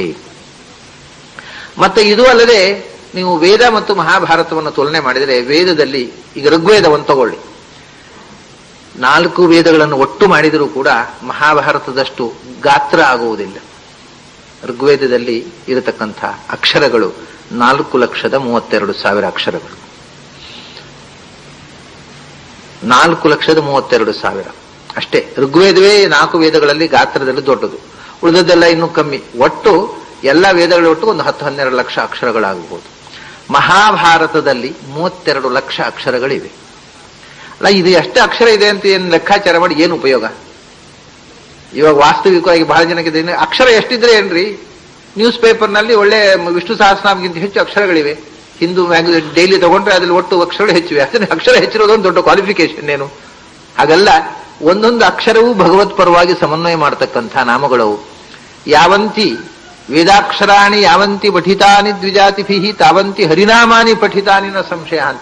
ವೇದದಲ್ಲಿ ಒಂದು ಸರ್ತಿ ವೇದ ಪಾರಾಯಣ ಮಾಡುವಾಗ ಎಷ್ಟು ಅಕ್ಷರಗಳನ್ನು ನಾವು ಓದಿದೆವೋ ಅಷ್ಟು ಭಗವನ್ ನಾಮಗಳಾದವು ಅಂತ ಹೇಳಿದರು. ಒಂದೊಂದು ಅಕ್ಷರವೂ ಒಂದೊಂದು ನಾಮ. ನಾನು ಅದಕ್ಕೆ ಹೇಳಿದೆ, ಆಗ ಒಂದು ಬಂತು ಪರಾಶರ ಅಂತ. ಪರ ಅಂದ್ರೆ ನಾವು ಉಚ್ಚಾರ ಮಾಡುವಾಗ ನಾಭಿಯಲ್ಲಿ ಏನು ವೈಬ್ರೇಷನ್ ಆಗುತ್ತೆ, ಅದು ಉಚ್ಚಾರದ ಶಬ್ದದ ಮೊದಲನೆಯ ರೂಪ, first vibration of the sound. ಆ ಸೌಂಡು ಅದರ ಮೂಲ ಸ್ಥಿತಿಯಲ್ಲೇ ಭಗವಂತನನ್ನು ಹೇಳುತ್ತೆ. ಅದು ಹಾಗಾಗಿ ಪ್ರತಿಯೊಂದು ನಾದವೂ ಭಗವಂತನ ಹೇಳುತ್ತೆ, ಪ್ರತಿಯೊಂದು ಅಕ್ಷರವೂ ಭಗವಂತನನ್ನು ಹೇಳ್ತದೆ.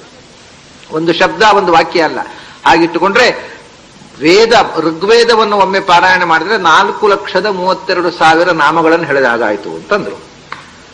ಹಾಗಾದ್ರೆ ಭಾರತವನ್ನೊಂದು ಸರ್ತಿ ಪಾರಾಯಣ ಮಾಡಿದ್ರೆ 32 ಲಕ್ಷ ನಾಮವನ್ನು ಹೇಳಿದಾಗಾಯ್ತು. ಎಷ್ಟು ಸರ್ತಿ ವೇದ ಪಾರಾಯಣ ಆಯ್ತು ಯೋಚನೆ ಮಾಡಿ. 8 32, ಸುಮಾರು 8 ಟೈಮ್ಸ್.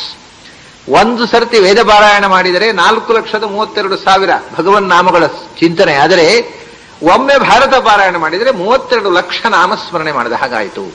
ಹೀಗೆ ಮಹಾಭಾರತಕ್ಕೆ ಅತಿಶಯವಾದ ಮಹತ್ವವನ್ನು ಕೊಟ್ಟಿದ್ದಾರೆ ಪ್ರಾಚೀನರು.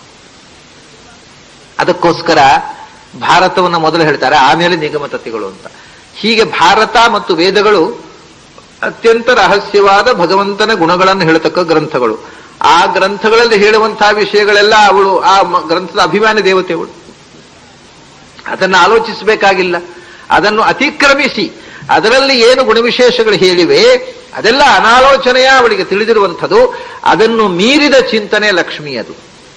ಆದರೆ ಅಂಥ ಗುಣಗಳನ್ನು ಚಿಂತನೆ ಮಾಡಬೇಕಾದ್ರೆ ಆಲೋಚನದಿ ಯೋಚನೆ ಮಾಡಬೇಕಾಗತ್ತೆ. ನಿರಾಲೋಚನೆಯಿಂದ ಭಗವಂತನ ಗುಣಗಳನ್ನು ಅನುಸಂಧಾನ ಮಾಡುವುದು ಲಕ್ಷ್ಮಿಗೂ ಸಾಧ್ಯವಿಲ್ಲ. ಹೀಗೆ ಜಗದುದರನ ಅತಿ ವಿಮಲ ಗುಣರೂಪಗಳನ್ನು ಆಲೋಚನದಿ ಭಾರತ ನಿಗಮ ತತಿಗಳ ಅತಿಕ್ರಮಿಸಿ, ಅಷ್ಟೇ ಅಲ್ಲ ಕ್ರಿಯಾವಿಶೇಷಗಳ ಗುಣ ರೂಪ ಕ್ರಿಯಾವಿಶೇಷ. ರೂಪ ಅಂತಂದ್ರೆ ಅದನ್ನು ಅನುಸಂಧಾನ ಮಾಡುವುದು. ಅಂದ್ರೆ ಈಗ ನಾವು ಏನು ಯೋಚನೆ ಮಾಡ್ತೇವೆ, ಭಗವಂತ ಎಲ್ಲಾ ಕಡೆ ಇದ್ದಾನೆ, ಎಲ್ಲದರೊಳಗೂ ತತ್ತದ್ದು ವಸ್ತು ರೂಪದಿಂದ ಇದ್ದಾನೆ, ಪ್ರತಿಯೊಂದರೊಳಗೂ ಅಂತರ್ಯಾಮಿಯಾಗಿದ್ದಾನೆ, ಒಳಗೂ ಇದ್ದಾನೆ ಹೊರಗೂ ಇದ್ದಾನೆ. ಮುಗೀತೋ ಇಲ್ಲಿಗೆ? ಒಳಗೆ ಇದ್ದಾನೆ ಅಂದರೆ ಯಾವುದರ ಒಳಗಿದ್ದಾನೆ? ಒಂದೊಂದು ವಸ್ತುವನ್ನ ಯೋಚನೆ ಮಾಡ್ರಿ. ಈ ಭೂಮಿಯ ಒಳಗಿದ್ದಾನೆ, ಆಮೇಲೆ ಲಕ್ಷ ಲಕ್ಷ ನಕ್ಷತ್ರ ಗ್ರಹಗಳ ಒಳಗಿದ್ದಾನೆ, ಅದೆಲ್ಲ ಬಿಡ್ರಿ. ಒಂದು ಭೂಮಿಯನ್ನೇ ತಗೊಳ್ಳಿ, ಭೂಮಿಯ ಒಳಗಿದ್ದಾನೆ. ಭೂಮಿ ಅಂದ್ರೆ ಏನು? ಅದು ಕೋಟಿ ಕೋಟಿ ಕೋಟಿ ಕೋಟಿ ಕೋಟಿ ಪರಮಾಣುಗಳ ರಾಶಿ ಪುಂಜ. ಆ ಕೋಟಿ ಕೋಟಿ ಪರಮಾಣುಗಳ ಒಳಗೂ ಇದ್ದಾನೆ. ಒಂದು ಪರಮಾಣು ಅಂದ್ರೆ ಏನು? ಅದರೊಳಗೆ ನೂರಾರು ಸಬ್ ಆಟಮ್ಸ್ಗಳದ್ದು ಒಂದು ಗುಂಪದು ಒಂದು ಪರಮಾಣು ಅಂತಂದ್ರೆ. ಪರಮಾಣು ಅಂತಂದ್ರೆ ಅದರೊಳಗೆ ನೂರಾರು ಸಬ್ ಆಟಮ್ಸ್. ಅದನ್ನ ನಮ್ಮ ಪ್ರಾಚೀನ ಗ್ರಂಥಗಳು ಹೇಳ್ತಾರೆ, ಇವತ್ತು ಮಾಡರ್ನ್ ಸೈನ್ಸ್ ಹೇಳ್ತಾ ಇದೆ. ನೂರಾರು ಸಬ್ ಆಟಮ್ಸ್ಗಳದರೊಳಗಿವೆ. ಆ ಒಂದೊಂದು ಸಬ್ ಆಟಮ್ನ ಒಳಗೂ ಇದ್ದಾನೆ. ಎಷ್ಟು ಅಣುಗಳು, ಆ ಅಣುಗಳ ಒಳಗಿರತಕ್ಕ ರೂಪ, ಆ ಅಣುಗಳ ಒಳಗೆ ನೂರಾರು ಸೂಕ್ಷ್ಮಾಣುಗಳು, ಅದರೊಳಗೆ ತುಂಬಿರುವ ರೂಪ. ಅಂದ್ರೆ ಎಷ್ಟು ರೂಪಗಳಾಯಿತು? ಪ್ರತಿಯೊಂದರೊಳಗೂ ತತ್ತದ್ ರೂಪರಾಗಿದ್ದಾನೆ. ಒಂದು ಭೂಮಿಯ ಒಳಗೆ ಎಷ್ಟು ಅಣುಗಳು, ಪರಮಾಣುಗಳು, ಆ ಪರಮಾಣುವಿನ ಒಳಗೆ ಎಷ್ಟು ಸೂಕ್ಷ್ಮಾಣುಗಳು. ಹೀಗೆ ಯೋಚನೆ ಮಾಡ್ತಾ ಹೋದ್ರೆ ಅದು ಲೆಕ್ಕಕ್ಕೆ ಸಿಗದೇ ಇರತಕ್ಕಂಥ, ಗಣನೆ ಮಾಡಲಿಕ್ಕೆ ಸಾಧ್ಯ ಇಲ್ಲ. ಇದೆಲ್ಲವನ್ನೂ ಯೋಚಿಸಬಲ್ಲಂಥ ಶಕ್ತಿ ಲಕ್ಷ್ಮೀ ದೇವಿಗೆ ಮಾತ್ರ ಇದೆ. ಯಾಕೆಂದ್ರೆ ಈ ಎಲ್ಲದರ ಒಳಗೂ ಅವಳು ವ್ಯಾಪಿಸಿರುವವಳು, ಅವಳಿಗೆ ತೀರ ಸಹಜ ಇದು. ಅವನ ಕ್ರಿಯಾವಿಶೇಷಗಳು, ಆ ಗುಣಗಳು, ಆ ರೂಪಗಳು, ಇಂಥ ಅನಂತ ರೂಪಗಳು. ಆ ಅನಂತ ರೂಪಗಳಲ್ಲಿ ಅನಂತ ವಿಧವಾದ ಕ್ರಿಯೆ. ಆ ಒಂದು ಪರಮಾಣು, ಒಂದು ಆಟಮ್ ತಗೊಂಡ್ರೆ ಅದರೊಳಗೆ ನೂರಾರು ಸಬ್ ಆಟಮ್ಸ್ ಇವೆ. ಆ ಸಬ್ ಆಟಮ್ಸ್ ಸುಮ್ಮನೆ ಇಲ್ಲ, ನಿರಂತರ ಚಲಿಸ್ತಾ ಇವೆ.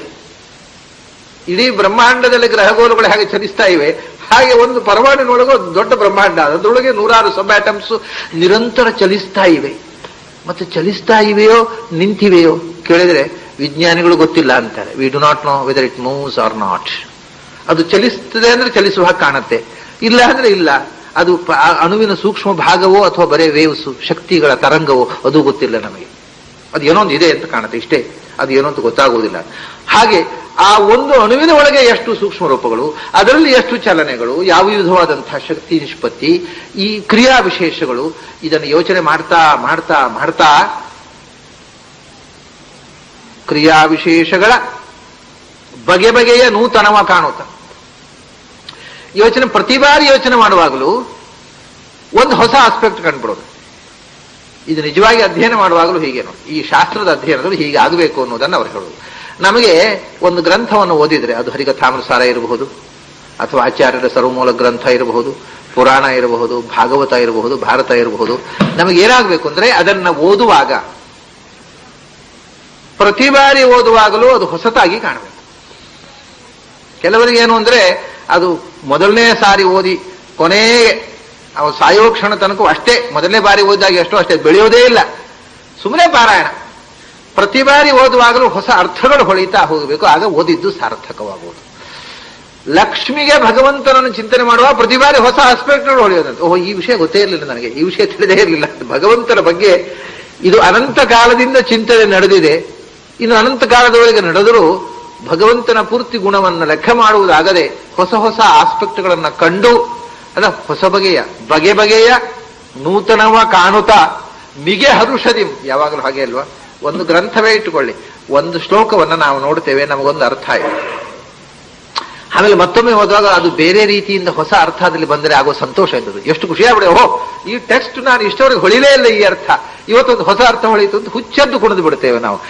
ಭಗವಂತನ ಗುಣಗಳ ಹೊಸ ಆಸ್ಪೆಕ್ಟ್ಗಳು ಕಂಡಾಗ ಲಕ್ಷ್ಮಿಗೆ ಎಷ್ಟು ಖುಷಿಯಾಗಿರಬೇಕು. ಮಿಗೆ ಹರುಷದಿಂ, ಅದು ಮಿಗೆ ಹರುಷದಿಂ ಪಾಡಿ ಹಿಗ್ಗುತ್ತ, ಅದನ್ನ ಮಿಗೆ ಹರುಷ ಅಂದ್ರೆ ಅತ್ಯಂತ ಆನಂದ. ಅದು ಒಂದು ಹೊಸ ಸಂಗತಿ ತಿಳಿದಾಗ ಆಗುವ ಆನಂದ, ಅದು ಹೊಸ ಸಂಗತಿಯನ್ನ ಕಂಡವರಿಗೇ ಗೊತ್ತು. ಅದು ಹೇಳಿದ್ರೆ ಗೊತ್ತಾಗುವಂಥದ್ದಲ್ಲ. ಹೊಸ ಆವಿಷ್ಕಾರ ಆದಾಗ ಮನಸ್ಸಿಗೆ ಒಂದು ಹೊಸ ಸಂಗತಿ ಹೊಳೆದಾಗ ಆಗ್ತಕ್ಕಂಥ ಆನಂದ ಅನ್ಯಾದೃಶವಾದ್ದು. ಅಂಥ ಹೊಸ ಹೊಸ ಸಂಗತಿಯನ್ನ ತಿಳಿದು ಅದರಿಂದ ಅತ್ಯಂತ ನವೀನವಾದ ಹೊಸ ಬಗೆಯ ಆನಂದದಲ್ಲಿ ಮುಳುಗಿ ಅದನ್ನು ಹೊಗಳುತ್ತಾ ಪ್ರಳಯ ಕಾಲದ ಉದ್ದಕ್ಕೆ ಹಿಗ್ಗುತ್ತಾ ಇರತಕ್ಕವಳು ಯಾರು ಅಂದ್ರೆ ತ್ರಿಗುಣಮಾನಿ ಮಹಾಲಕ್ಷ್ಮಿ ಸಂತೈಸಲು ಅನುದಿನವು ಅಂತ. ಅವಳು ತ್ರಿಗುಣಮಾನಿ ಮಹಾಲಕ್ಷ್ಮಿ. ಲಕ್ಷ್ಮಿ ಒಬ್ಬಳೇ ಈ ಪ್ರಳಯ ಕಾಲದ ಉದ್ದಕ್ಕೂ, ಪ್ರಳಯ ಕಾಲ ಅಂತಂದ್ರೆ ಏನು ಕಮ್ಮಿ ಸಮಯ ಅಲ್ಲ, ಅದು ಸೃಷ್ಟಿಯ ಕಾಲ ಎಷ್ಟೋ ಅಷ್ಟೇ ಪ್ರಳಯ ಕಾಲ, ಹಗಲು ಎಷ್ಟೋ ಅಷ್ಟೇ ರಾತ್ರಿ, 12 ಗಂಟೆ ಹಗಲು 12 ಗಂಟೆ ರಾತ್ರಿ. ಆ 12 ಗಂಟೆ ರಾತ್ರಿಯಲ್ಲಿದ್ದಿ ಬರೇ ಇವಳೊಬ್ಬಳೇ ಸ್ತೋತ್ರ ಮಾಡೋಳು, ಇನ್ನು ಯಾರೂ ಇಲ್ಲೇ ಇಲ್ಲ. ಅತ್ಯಂತ ಏಕಾಂತವಾದಂತಹ ಸ್ಥಿತಿ ಅದು. ಆ ರಾತ್ರಿ ಉದ್ದಕ್ಕೆ ಸ್ತುತಿ ಮಾಡತಕ್ಕಂಥ ಒಂದು ಅವಸ್ಥೆ ಎಷ್ಟು ದೀರ್ಘವಾದದ್ದು. 12 ಗಂಟೆ ಅಂದ್ರೆ ಅದು ಎಷ್ಟು ಗಂಟೆ? ನಮ್ಮ 12 ಗಂಟೆ ರಾತ್ರಿ ನಮ್ಮದು. ಆ ಪ್ರಳಯದ 12 ಗಂಟೆ ಅಂದ್ರೆ ಎಷ್ಟು? ಪ್ರಳಯದ 11 ಗಂಟೆ ಅಂದ್ರೆ 31,104,000 ಕೋಟಿ ವರ್ಷ. ಇಷ್ಟು ಕಾಲ ಪ್ರಳಯ, ಆಮೇಲೆ 31,104,000 ಕೋಟಿ ವರ್ಷಗಳು ಸೃಷ್ಟಿಯ ವಿಸ್ತಾರ. ಅಂದ್ರೆ 31,104,000 ಕೋಟಿ ವರ್ಷಗಳ ತನಕ ಸೃಷ್ಟಿಯೇ ಇಲ್ಲದೆ ನಿರಾಳವಾಗಿರುತ್ತದೆ, ಪ್ರಪಂಚದ ಅಸ್ತಿತ್ವವೇ ಇಲ್ಲ.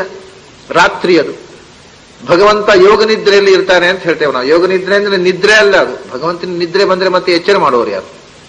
ಮತ್ತೆ ಸೃಷ್ಟಿ ಆಗೋದು ಹಾಗೆ. ಅಂದ್ರೆ ಯೋಗ ನಿದ್ರೆ ಅಂದ್ರೆ ಅದು ನಿದ್ರೆ ಅಲ್ಲ, ನಿದ್ರೆಯೇ ಯೋಗ. ಯೋಗದಲ್ಲಿ ಅಂದ್ರೆ ಯೋಗದಲ್ಲಿ ಇರತಕ್ಕವರು ಯೋಗಿಗಳು ಅವರಿಗೆ ಎಚ್ಚರ ತಪ್ಪಿದ ಹಾಗಿರ್ತಾರೆ. ಧ್ಯಾನದಲ್ಲಿ ಕೂತು ಬಿಟ್ರೆ ಯೋಗಿಗಳು ಅವ್ರಿಗೆ ಎಚ್ಚರ, ಹೊರಗೆ ನೀವು ಕರೆದ್ರೆ ಗೊತ್ತಾಗೋದಿಲ್ಲ, ಆದರೆ ಅವರು ಎಚ್ಚರವಾಗಿರ್ತಾರೆ. ಹೊರಗಿನ ವಿಷಯದಿಂದ ವಿಡ್ರಾ ಮಾಡಿಕೊಂಡು ಅಂತರ್ಮುಖರಾಗಿ ಎಚ್ಚರವಾಗಿರ್ತಾರೆ. ಹಾಗೆ ಭಗವಂತ ಬಾಹ್ಯ ವ್ಯಾಪಾರವನ್ನು ನಿಲ್ಲಿಸಿ ತಾನಾಗಿರ್ತಾನೆ ಅಂತ ಅರ್ಥ ಯೋಗ ನಿದ್ರೆಯಲ್ಲಿ ಇರುವುದು ಅಂದ್ರೆ, ಹೊರತು ನಿದ್ರೆ ಮಾಡುವುದು ಅಂತ ಅರ್ಥ ಅಲ್ಲ. ಇವೆಲ್ಲ ಶಬ್ದಗಳು ಭಗವಂತ ನಿದ್ರಿಸಿದ್ದಾನೆ ಅಂತ ನಾವು ತಿಳ್ಕೊಂಡ್ಬಿಟ್ರೆ ಬಹಳ ತಪ್ಪಾಗಿಬಿಡುತ್ತೆ.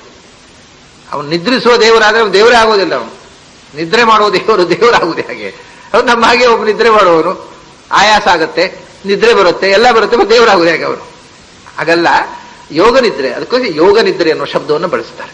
ನಿದ್ರೆ ಅಂದ್ರೆ ಯಾವ ಕ್ರಿಯೆಯನ್ನು ಮಾಡದೆ ನಿಶ್ಚಲವಾಗಿ ಇರತಕ್ಕ ಸ್ಥಿತಿ, ತಾನೇ ತಾನಾಗಿರುವ ಸ್ಥಿತಿ, ಇನ್ನೊಂದು ಕ್ರಿಯೆಗೆ ತನ್ನನ್ನ ಕ್ರಿಯೆಗಳಲ್ಲಿ ತೊಡಗಿಸಿಕೊಳ್ಳದೆ ಇರುವ ಸ್ಥಿತಿ ಯೋಗ ನಿದ್ರೆ ಅಂತ ಅದಕ್ಕೋಸ್ಕರ ಬಳಸೋರು. ಯೋಗದಲ್ಲಿ ಅವರು ನಿಷ್ಕ್ರಿಯರಾಗಿರೋದಿಲ್ಲ. ಯೋಗಿಗಳು ಕಣ್ಮುಚ್ಚಿ ಧ್ಯಾನದಲ್ಲಿ ಕೂತ ಸ್ಥಿತಿ ಅದು. ಆಗ ಅವರು ಒಳಗಿನಿಂದ ಪೂರ್ಣ ಎಚ್ಚರವಾಗಿರುತ್ತಾರೆ. ಆದರೆ ಹೊರಗಿನ ನಾವು ಕರೆದರೂ ಕೇಳಿಸೋದಿಲ್ಲ ಅವರಿಗೆ, ಹೊರಗಿನ ಪ್ರಪಂಚದ ಸ್ಪರ್ಶವೇ ಇರೋದಿಲ್ಲ. ನಾನು ನಿನ್ನೆ ಒಬ್ಬರು ಭಟ್ರ ಕತೆ ಹೇಳಿದ್ನಲ್ಲ, ಅಂತರಂಗ ಜ್ಞಾನಿಗಳು ಅಂತ. ಅವರೊಂದ್ಸರ್ತಿ ಸುಬ್ರಹ್ಮಣ್ಯದಲ್ಲಿ ನಾನು ಉಪನಿಷತ್ ಪ್ರವಚನ ಮಾಡ್ತಾ ಇದ್ದೆ. ಮುಗಿಯಿತು, ಐತರೆ ಉಪನಿಷತ್ ಪ್ರವಚನ ಮುಗಿತು, ಎಲ್ಲ ಎದ್ದು ಹೋದ್ರು. ಇವ್ರು ಹೇಳೋದಿಲ್ಲ ಕೂತು ಬಿಟ್ಟಿದ್ದಾರೆ ಕಣ್ಣು ಮುಚ್ಚಿ.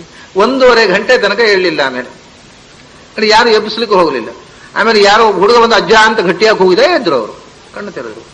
ಏನು ಬಿಟ್ರೆ ಅಂತ ಕೇಳಿದ್ರಿ. ನೀವು ಒಳಗೆ ಕರ್ಕೊಂಡು ಹೋದ್ರಿ, ಹೋಗಿಬಿಟ್ಟೆ ನಾನು ಒಳಗೆ ಅಂತಾರೆ. ನೀವು ಒಳಗೆ ಕರ್ಕೊಂಡು ಹೋದ್ರಿ, ಒಳಗೆ ಹೋಗಿಬಿಟ್ಟೆ, ಆನಂದವಾಗಿ ಕೂತು ಬಿಟ್ಟೆ, ಹೊರಗೆ ಬರಲೇ ಇಲ್ಲ ನಾನು ಅಂತಾರೆ. ಆ 1.5 ಗಂಟೆ ಉಪನಿಷತ್ತಿನ ಆ ಒಂದು ಪ್ರಮೇಯದ ಅನುಸಂಧಾನದಲ್ಲಿ ಅಂತರ್ಮುಖರ ಕೂತ್ಬಿಟ್ಟು ಹೊರಗೆ ಬರಲೇ ಇಲ್ಲ ಅವರು. ಅಂದ್ರೆ ಆ ಇಡೀ 1.5 ಗಂಟೆಯು ಉಪನಿಷತ್ತಿನ ಜೊತೆಗೆ ಎಚ್ಚರವಾಗಿದ್ರು ಅವರು, ಹೊರಗಿನ ಪ್ರಪಂಚದ ಸ್ಪರ್ಶವೇ ಇಲ್ಲ. ಇದು ಲೌಕಿಕರ ದೃಷ್ಟಿಯಲ್ಲಿ ನಿದ್ರೆ, ಜ್ಞಾನಿಗಳ ದೃಷ್ಟಿಯಲ್ಲಿ ಪೂರ್ಣ ಎಚ್ಚರ. ಇದು ನಿದ್ರೆ ಅಲ್ಲ, ಅದನ್ನೇ ಯೋಗ ನಿದ್ರೆ. ಹಾಗೆ ಭಗವಂತ ತಾನೇ ತಾನಾಗಿ ಪೂರ್ಣ ಜಾಗೃತನಾಗಿದ್ದಾನೆ, ಅವನಿಗೆ ನಿದ್ರೆ ಇಲ್ಲೇ ಇಲ್ಲ. ಆದ್ರೆ ಪ್ರಪಂಚದ ದೃಷ್ಟಿಯಲ್ಲಿ ಏನೂ ಮಾಡುವುದಿಲ್ಲ, ಭಗವಂತ ನಿದ್ರಿಸಿದ್ದಾನೆ. ಅಂಥ ಸ್ಥಿತಿಯಲ್ಲಿ ಎಚ್ಚರವಾಗಿರತಕ್ಕ ಭಗವಂತನನ್ನ ಎಚ್ಚರಗೊಳಿಸುವ ಕ್ರಿಯೆ ಮಾಡೋಳು. ಇದು ಮತ್ತೆ ಎಚ್ಚರವಾಗಿರುವ ಭಗವಂತನನ್ನ ಎಚ್ಚರಗೊಳಿಸುವುದು. ಬೆಳಿಗ್ಗೆ ಸೃಷ್ಟಿಯ ಕಾಲ ಆಯಿತು, ಪ್ರಾತಃ ಕಾಲದಲ್ಲಿ ಸುಪ್ರಭಾತ ಹಾಡುವವಳು ಯಾರೋ ಅವನಿಗೆ, ಲಕ್ಷ್ಮೀದೇವಿ ಒಬ್ಬಳೆ, ಇನ್ನೇ ಹಾಡುವವರೇ ಇಲ್ಲ. ಮತ್ತೆ ಸುಪ್ರಭಾತ ಹಾಡ್ಲಿಕ್ಕೆ ಮತ್ತೆ ಇನ್ನೂ ಕಣ್ಣು ತೆರಿಬೇಕು, ಜಗತ್ತೇ ಸೃಷ್ಟಿಯಾಗಲಿಲ್ಲ. ಸುಪ್ರಭಾತ ಹಾಡುವವಳು ಭಗವಂತನಿಗೆ, ನಿಜವಾಗಿ ಭಗವಂತನಿಗೆ ಸುಪ್ರಭಾತ ಹಾಡುವವಳು ಲಕ್ಷ್ಮೀದೇವಿ ಒಬ್ಬಳೆ. ಅದರಿಂದ ಜಗದುದರನ ಅತಿ ವಿಮಲ ಗುಣರೂಪಗಳನ್ನು ಆಲೋಚನದಿ ಭಾರತ ನಿಗಮ ತತಿಗಳ ಅತಿಕ್ರಮಿಸಿ, ಯಾವ ಪುರಾಣ, ಯಾವ ಭಾರತ, ಯಾವ ವೇದಗಳಲ್ಲೂ ಇಲ್ಲದ ಗುಣಗಳನ್ನು ಅನುಸಂಧಾನ ಮಾಡ್ತಾ, ಇನ್ನೂ ಹೊಸ ಹೊಸ ಗುಣಗಳನ್ನು ಯೋಚನೆ ಮಾಡಿ ಹೊಸ ಆವಿಷ್ಕಾರಗಳನ್ನು ಕಾಣುತ್ತಾ, ಕ್ರಿಯಾವಿಶೇಷಗಳ ಬಗೆ ಬಗೆಯ ನೂತನವ ಕಾಣುತ್ತಾ, ಅದರಲ್ಲಿ ಹೊಸ ಹೊಸ ಅಂಶಗಳನ್ನು ಕಂಡು ಸಂತೋಷದಲ್ಲಿ ಮುಳುಗಿ ಮಿಗೆ ಹರುಷದಿ, ಏನು ಹರುಷದಿಂ ಹಾಡಿ ಹಿಗ್ಗುತ್ತ. ಯಾವಾಗಲೂ ಹೊಸತ್ತು ಸಿಕ್ಕಿದಾಗ ನಮಗೆ ಹುಚ್ಚದ್ದು ಕುಣಿಬೇಕು ಅಂತ ಅನಿಸುತ್ತೆ. ವಿಜ್ಞಾನಿ ಹೇಳ್ತಾರಲ್ಲ, ಆರ್ಕಿಮಿಡೀಸ್ ಯುರೇಕ ಅಂತ ಹೇಳ್ಕೊಂಡು ಕುಣಿಲಿಲ್ಲ ಅನ್ಬೋದು. ಹಾಗೆ ಒಂದು ಹೊಸ ವಿಷಯ ತಿಳಿದು ಬಿಟ್ರೆ ಹುಚ್ಚೆದ್ದು ಕುಣಿಬೇಕು. ಹಾಗೆ ಲಕ್ಷ್ಮೀ ದೇವಿಗೆ ಭಗವಂತನ ಹೊಸ ಹೊಸ ಗುಣಗಳ ಅರಿವಾದ ಹಾಗೆ ಹಾಡಿ ಅದನ್ನ ಹಿಗ್ಗುತ್ತ ಮಿಗೆ ಹರುಷದಿಂ ಹಾಡಿ ಹಿಗ್ಗುತ್ತ ಇರುವವಳು ಯಾರು? ಮಹಾಲಕ್ಷ್ಮಿ. ಮಹಾಲಕ್ಷ್ಮಿ ಅವಳು. ಲಕ್ಷ್ಮಿ ಅಂತ ಸಾಕು. ಲಕ್ಷ್ಮಿ ಅಂದ್ರೆ ಲಕ್ಷ್ಮಿ, ಲಕ್ಷ್ಮಿ ಅಂತ ಸಾಕು. ವಿಷ್ಣುವನ್ನು ಮಹಾವಿಷ್ಣು ಅಂತ ಹೇಳ್ತಾರೆ, ಲಕ್ಷ್ಮಿಯನ್ನು ಮಹಾಲಕ್ಷ್ಮಿ ಅಂತ ಹೇಳ್ಬೇಕು. ಯಾಕಂದ್ರೆ ವಿಷ್ಣು ಅಂದ್ರೆ ಏನು ಗೊತ್ತೋ, ಶಬ್ದದ ಅರ್ಥವನ್ನು ತಿಳ್ಕೊಂಡಾಗ ನಾವು ವಿಷ್ಣು ಅನ್ನೋದಕ್ಕೆ ಮಹಾ ಅನ್ನುವ ವಿಶೇಷಣ ಹಾಕಿದ್ರೆ ಇನ್ನೊಂದು ಹೊಸ ಅರ್ಥ ಬರ್ತದೆ. ಲಕ್ಷ್ಮಿ ಅನ್ನೋದಕ್ಕೆ ಮಹಾಲಕ್ಷ್ಮಿ. ಈ ಪೂಜೆ ಮಾಡುವ ಪುರೋಹಿತರು ಹೇಳ್ತಾರೆ ಮಹಾಲಕ್ಷ್ಮಿ, ಮಹಾಸರಸ್ವತಿ ಅಂತ ಹೇಳ್ತಾರೆ. ಮಹಾಲಕ್ಷ್ಮಿ, ಮಹಾಸರಸ್ವತಿ, ಮಹಾದುರ್ಗಾ ಅಂತೆಲ್ಲ ಹೇಳ್ತಾರೆ. ಅದೇನದು ಲಕ್ಷ್ಮೀನ ಮಹಾಲಕ್ಷ್ಮಿ ಅಂದ್ರೆ ಏನು, ಸರಸ್ವತಿ ಮಹಾಸರಸ್ವತಿ ಅಂದ್ರೆ ಏನು, ದುರ್ಗೆ ಸಾಕಲ್ಲ ಮಹಾದುರ್ಗೆ ಅಂದ್ರೆ ಏನು. ಮಹಾಲಕ್ಷ್ಮಿ ಅಂದ್ರೆ ಏನು ಗೊತ್ತೋ, ಲಕ್ಷ್ಮ ಅಂದ್ರೆ ಲಕ್ಷಣ, ಚೆಲುವು, ಸೌಂದರ್ಯ, ದೇಹದ ಸರ್ವಾಂಗ ಸೌಂದರ್ಯದಿಂದ ತುಂಬಿರತಕ್ಕಂಥ ಒಂದು ಮೂರ್ತಿ ಅಂತ ಅರ್ಥ. ಎಲ್ಲ ಲಕ್ಷಣಗಳಿಂದ ಕೂಡಿರತಕ್ಕವಳು. ಆ ಲಕ್ಷಣಗಳಿಂದ ಕೂಡಿರತಕ್ಕವರಲ್ಲಿ ಅಥವಾ ಇನ್ನೊಂದು ಭಗವಂತನನ್ನು ಲಕ್ಷಿಸುವವರು, ಭಗವಂತನ ಗುಣವಿಶೇಷಗಳನ್ನು ಗುರುತಿಸುವವಳು ಲಕ್ಷ್ಮಿ. ಆ ಅಂಥ ಗುರುತಿಸುವವರಲ್ಲಿ ಮಹತ್ತಾದವಳು, ಸರ್ವಶ್ರೇಷ್ಠರಾದವಳು ಮಹಾಲಕ್ಷ್ಮಿ. ಹಾಗೆ ಈಗ ವಿಷ್ಣು ಅಂದ್ರೆ ಏನು? ವಿಷ್ಣು ಅಂದ್ರೆ ವ್ಯಾಪಿಸಿರುವವನು ಅಂತ ಅರ್ಥ. ವಿಶ್ ಅಂದ್ರೆ ಟು ಪರ್ವೇಡ್, ವಿಶ್ ಅಂದ್ರೆ ಟು ಪರ್ವೇಡ್. ವಿಷ್ಣು ಅಂದ್ರೆ ಆಮ್ನಿ ಪ್ರೆಸೆಂಟ್ ಅಂತ ಇಂಗ್ಲಿಷ್ ನಲ್ಲಿ ಹೇಳ್ತಾರಲ್ಲ, ಅದೇ ಅರ್ಥ. ಎಲ್ಲ ಕಡೆ ವ್ಯಾಪಿಸಿರುವವನು. ಹೌದು, ಭಗವಂತನೊಬ್ಬನೇ. ಆದರೆ ವಿಷ್ಣು ಅಂತ ಅನ್ನೋದು ವ್ಯಾಪಿಸಿರುವಂತಹ ಶಕ್ತಿಗಳು ತುಂಬಾ ಇವೆ ಜಗತ್ತಿನಲ್ಲಿ. ಆಕಾಶವು ಎಲ್ಲ ಕಡೆ ವ್ಯಾಪಿಸಿದೆ. ಆಮೇಲೆ ಸ್ವತಃ ಲಕ್ಷ್ಮಿಯೇ ಸರ್ವತ್ರ ವ್ಯಾಪ್ತಳು. ಅದರಿಂದ ಅವರೆಲ್ಲರಲ್ಲಿಯೂ ಒಂದು ತರದ ಎಟಿಮೊಲಾಜಿಕಲ್ ವಿಷ್ಣುತ್ವ ಇದೆ. ಅದಕ್ಕೇನ್ ಮಾಡಿದ್ರು? ಮಹಾವಿಷ್ಣು ಅಂತ. ಯಾರನ್ನು ಮೀರಿ ವ್ಯಾಪಿಸುವರು ಇನ್ನೊಬ್ಬರಿಲ್ಲೋ ಅವರು ಮಹಾವಿಷ್ಣು. ಅಂದ್ರೆ ವಿಷ್ಣು ಅನ್ನೋ ಶಬ್ದದಲ್ಲಿ ಹೇಳಿದ ಅರ್ಥವನ್ನೇ ಸ್ಪಷ್ಟೀಕರಿಸುವುದಕ್ಕೋಸ್ಕರ ಮಹಾವಿಷ್ಣು ಅಂತೇವೆ. ಈಗ ಅವರು ಪಂಡಿತರು ಸಾಕು, ಅವರು ಮಹಾಪಂಡಿತರು ಅಂದ್ರೆ ಏನೋ ಅವರಂಥ ಪಂಡಿತರು ಇನ್ನೊಬ್ಬರಿಲ್ಲ ಅಂತ. ಅರಳೆಕಾಯಿ ಪಂಡಿತರು ಬಹಳ ಜನ ಇರ್ತಾರೆ, ಅವರಂಥ. ಹಾಗೆ ವಿಷ್ಣು ಅಂದ್ರೆ ವ್ಯಾಪಿಸಿರುವವನು. ವ್ಯಾಪಿಸು ಅಂತಿಂಥ ವ್ಯಾಪ್ತಿ ಅಲ್ಲಪ್ಪ, ಅವನಷ್ಟು ವ್ಯಾಪಿಸು ಇನ್ನೊಬ್ಬನಿಲ್ಲ. ಸ್ಪಷ್ಟೀಕರಣ ಮಹಾವಿಷ್ಣು. ಹಾಗೆ ಲಕ್ಷ್ಮಿ ಅಂದ್ರೆ ಮಹಾಲಕ್ಷಣ ಸಂಪನ್ನಳು, ಭಗವಂತನನ್ನು ಲಕ್ಷಿಸುವವಳು, ಅಂದ್ರೆ ಭಗವಂತನನ್ನು ಗುರುತಿಸಿ ಹಾಡಬಲ್ಲಂಥ ಸರ್ವಶ್ರೇಷ್ಠ ವ್ಯಕ್ತಿ. ಅವಳ ಅಂಥವಳು ಇನ್ನೊಬ್ಬನಿಲ್ಲ, ಆದ್ರೆ ಅವಳು ಮಹಾ. ಮತ್ತೆ ಅವಳ ಸೃಷ್ಟಿ ಕ್ರಿಯೆಯಲ್ಲಿ ಇದು ಪ್ರಳಯ ಕಾಲದಲ್ಲಿ ಭಗವಂತನ ಸ್ತೋತ್ರ ಮಾಡುವವಳು. ಇನ್ನೇ ಯಾರು ಇಲ್ಲ, ಭಗವಂತನೊಬ್ಬನೇ. ನೋಡಿ ಇನ್ನೊಂದು ಸ್ವಾರಸ್ಯ. ಈಗ ಈ ಶಬ್ದಗಳೆಲ್ಲ, ಎಲ್ಲ ಶಬ್ದಗಳು ಭಗವಂತನನ್ನು ಹೇಳ್ತವೆ ಅನ್ನೋದಕ್ಕೆ ಒಂದು ಯುಕ್ತಿ. ಆವಾಗ ಯಾವ ವಸ್ತುವೂ ಇಲ್ಲ, ಎಲ್ಲ ಶಬ್ದಗಳೂ ಇದೆ. ಶಬ್ದಗಳು ನಾಶವಾಗುವುದಿಲ್ಲ. ಶಬ್ದಗಳು ಆಕಾಶದಲ್ಲಿ ಅನಂತ ಕಾಲದವರೆಗೆ ಇವೆ. ಶಬ್ದಗಳು ಯಾವೂ ನಾಶವಾಗುವುದಿಲ್ಲ. ಆದರೆ ಆ ಶಬ್ದಗಳಿಗೆ ವಾಚ್ಯವಾದಂತಹ ವಸ್ತು ಇಲ್ಲ. ಪ್ರಳಯಕಾಲ ಯಾವುದೂ ಇಲ್ಲ. ಈಗಾಗಲೇ ಶಬ್ದಗಳಿಗೆ ಒಂದು ವಸ್ತು ಇದೆ. ನಾವು ಮಡಕೆ ಅಂತೇವೆ, ಮಡಕೆ ಇದೆ. ಪ್ರಳಯಕಾಲ ಮಡಕೆ ಇಲ್ಲ. ಎಲ್ಲ ಶಬ್ದಗಳು, ಎಲ್ಲ ವರ್ಣಗಳು ಇವೆ, ಯಾವ ವಸ್ತುವೂ ಇಲ್ಲ. ಅದಕ್ಕೋಸ್ಕರ ಎಲ್ಲ ಶಬ್ದಗಳು, ಎಲ್ಲ ವರ್ಣಗಳು ಭಗವಂತನನ್ನೇ ಹೇಳ್ತಾವೆ. ಅವಾಗ ಬೇರೆ ಹೇಳಲಿಕ್ಕೆ ಏನೂ ಇಲ್ಲೇ ಇಲ್ಲ. ಹೀಗೆ ಸ್ತೋತ್ರ ಮಾಡಿದ್ರು ಪ್ರಳಯ ಕಾಲದಲ್ಲಿ. ಮತ್ತೆ ಮುಂದೆ ಸೃಷ್ಟಿಯಲ್ಲಿ ಅವಳ ಪಾತ್ರ ಏನು? ಸೃಷ್ಟಿಯಲ್ಲಿ ಭಗವಂತ ಸೃಷ್ಟಿ ಮಾಡುದು, ಇವಳು ಸುಮ್ಮನೆ ಸ್ತೋತ್ರ ಮಾಡ್ತಾ ಕೊಡ್ತಾಳೇನು? ಸ್ತೋತ್ರ ಅನುದಿನ ಮಾಡ್ತಾಳೆ. ಸೃಷ್ಟಿಯಲ್ಲಿ ಭಗವಂತನಿಗೆ ನೆರವಾಗತಕ್ಕಂತಹ ಪಾತ್ರವನ್ನ ಲಕ್ಷ್ಮಿ ವಹಿಸ್ತಾಳೆ. ಏನು ಮಾಡ್ತಾಳೆ ಅವಳು? ತ್ರಿಗುಣಮಾನಿ ಅಂತ.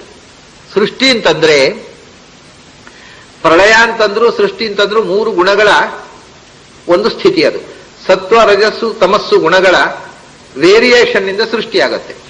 ಅವು ಎಲ್ಲ ಸಮಸ್ಥಿತಿಯಲ್ಲಿದ್ದಾಗ ಪ್ರಳಯ. ಅದರಲ್ಲಿ ವೈಬ್ರೇಷನ್ ಉಂಟಾದಾಗ ಸತ್ವ, ರಜಸ್ಸು, ತಮಸ್ಸು ಅಂತಂದ್ರೆ ಒಂದು ರೀತಿಯಿಂದ ಅದು ಎನರ್ಜಿ. ಅದು ಆ ಎನರ್ಜಿಯಲ್ಲಿ ವ್ಯತ್ಯಾಸಗಳು, ತಾರತಮ್ಯ ಉಂಟಾದಾಗ ಸೃಷ್ಟಿಯಾಗತ್ತೆ. ಸತ್ವ, ರಜಸ್ಸು, ತಮಸ್ಸುಗಳ ಸಮಸ್ಥಿತಿಯೇ ಪ್ರಳಯ. ಅವುಗಳ ವಿಷಮ ವೈಷಮ್ಯವೇ ಸೃಷ್ಟಿ. ಅವುಗಳಲ್ಲಿ ಏರುಪೇರು ಉಂಟಾದಾಗ ಸೃಷ್ಟಿಯಾಗತ್ತೆ. ಆದ್ದರಿಂದ ಸತ್ವರ ತಮೋ ಗುಣಗಳ ಮೂಲಕವೇ ಭಗವಂತ ಈ ಜಗತ್ತನ್ನು ಸೃಷ್ಟಿ ಮಾಡಿದ. ಈಗ ಜಗತ್ತಲ್ಲಿ ಮಣ್ಣು, ನೀರು, ಬೆಂಕಿ ನಮಗಿರೋದು ಮೂರು ವಸ್ತು ಇರೋದು. ಸೃಷ್ಟಿಯಲ್ಲಿ ಪ್ರತಿಯೊಂದು ವಸ್ತುವು ಈ ಮೂರರಿಂದ ಆಗಿದೆ. ಮಣ್ಣು, ನೀರು, ಬೆಂಕಿ. ಇದು ಗೊತ್ತಿದೆ ನಮಗೆ. ಮಣ್ಣು ಅಂದ್ರೆ ಏನು, ನೀರು ಅಂದ್ರೆ ಏನು, ಬೆಂಕಿ ಅಂದ್ರೆ ಏನು? ಸತ್ವ, ರಜಸ್ಸು, ತಮಸ್ಸು. ಮಣ್ಣು ತಮೋ ಗುಣದ ಅಂಶ, ನೀರು ರಜೋಗುಣದ ಅಂಶ, ಬೆಂಕಿ ಸತ್ವಗುಣದ ಅಂಶ. ಸತ್ವಗುಣಕ್ಕೆ ಯಾವಾಗಲೂ ಮೇಲಕ್ಕೆ ಹೋಗುವುದು ಸ್ವಭಾವ.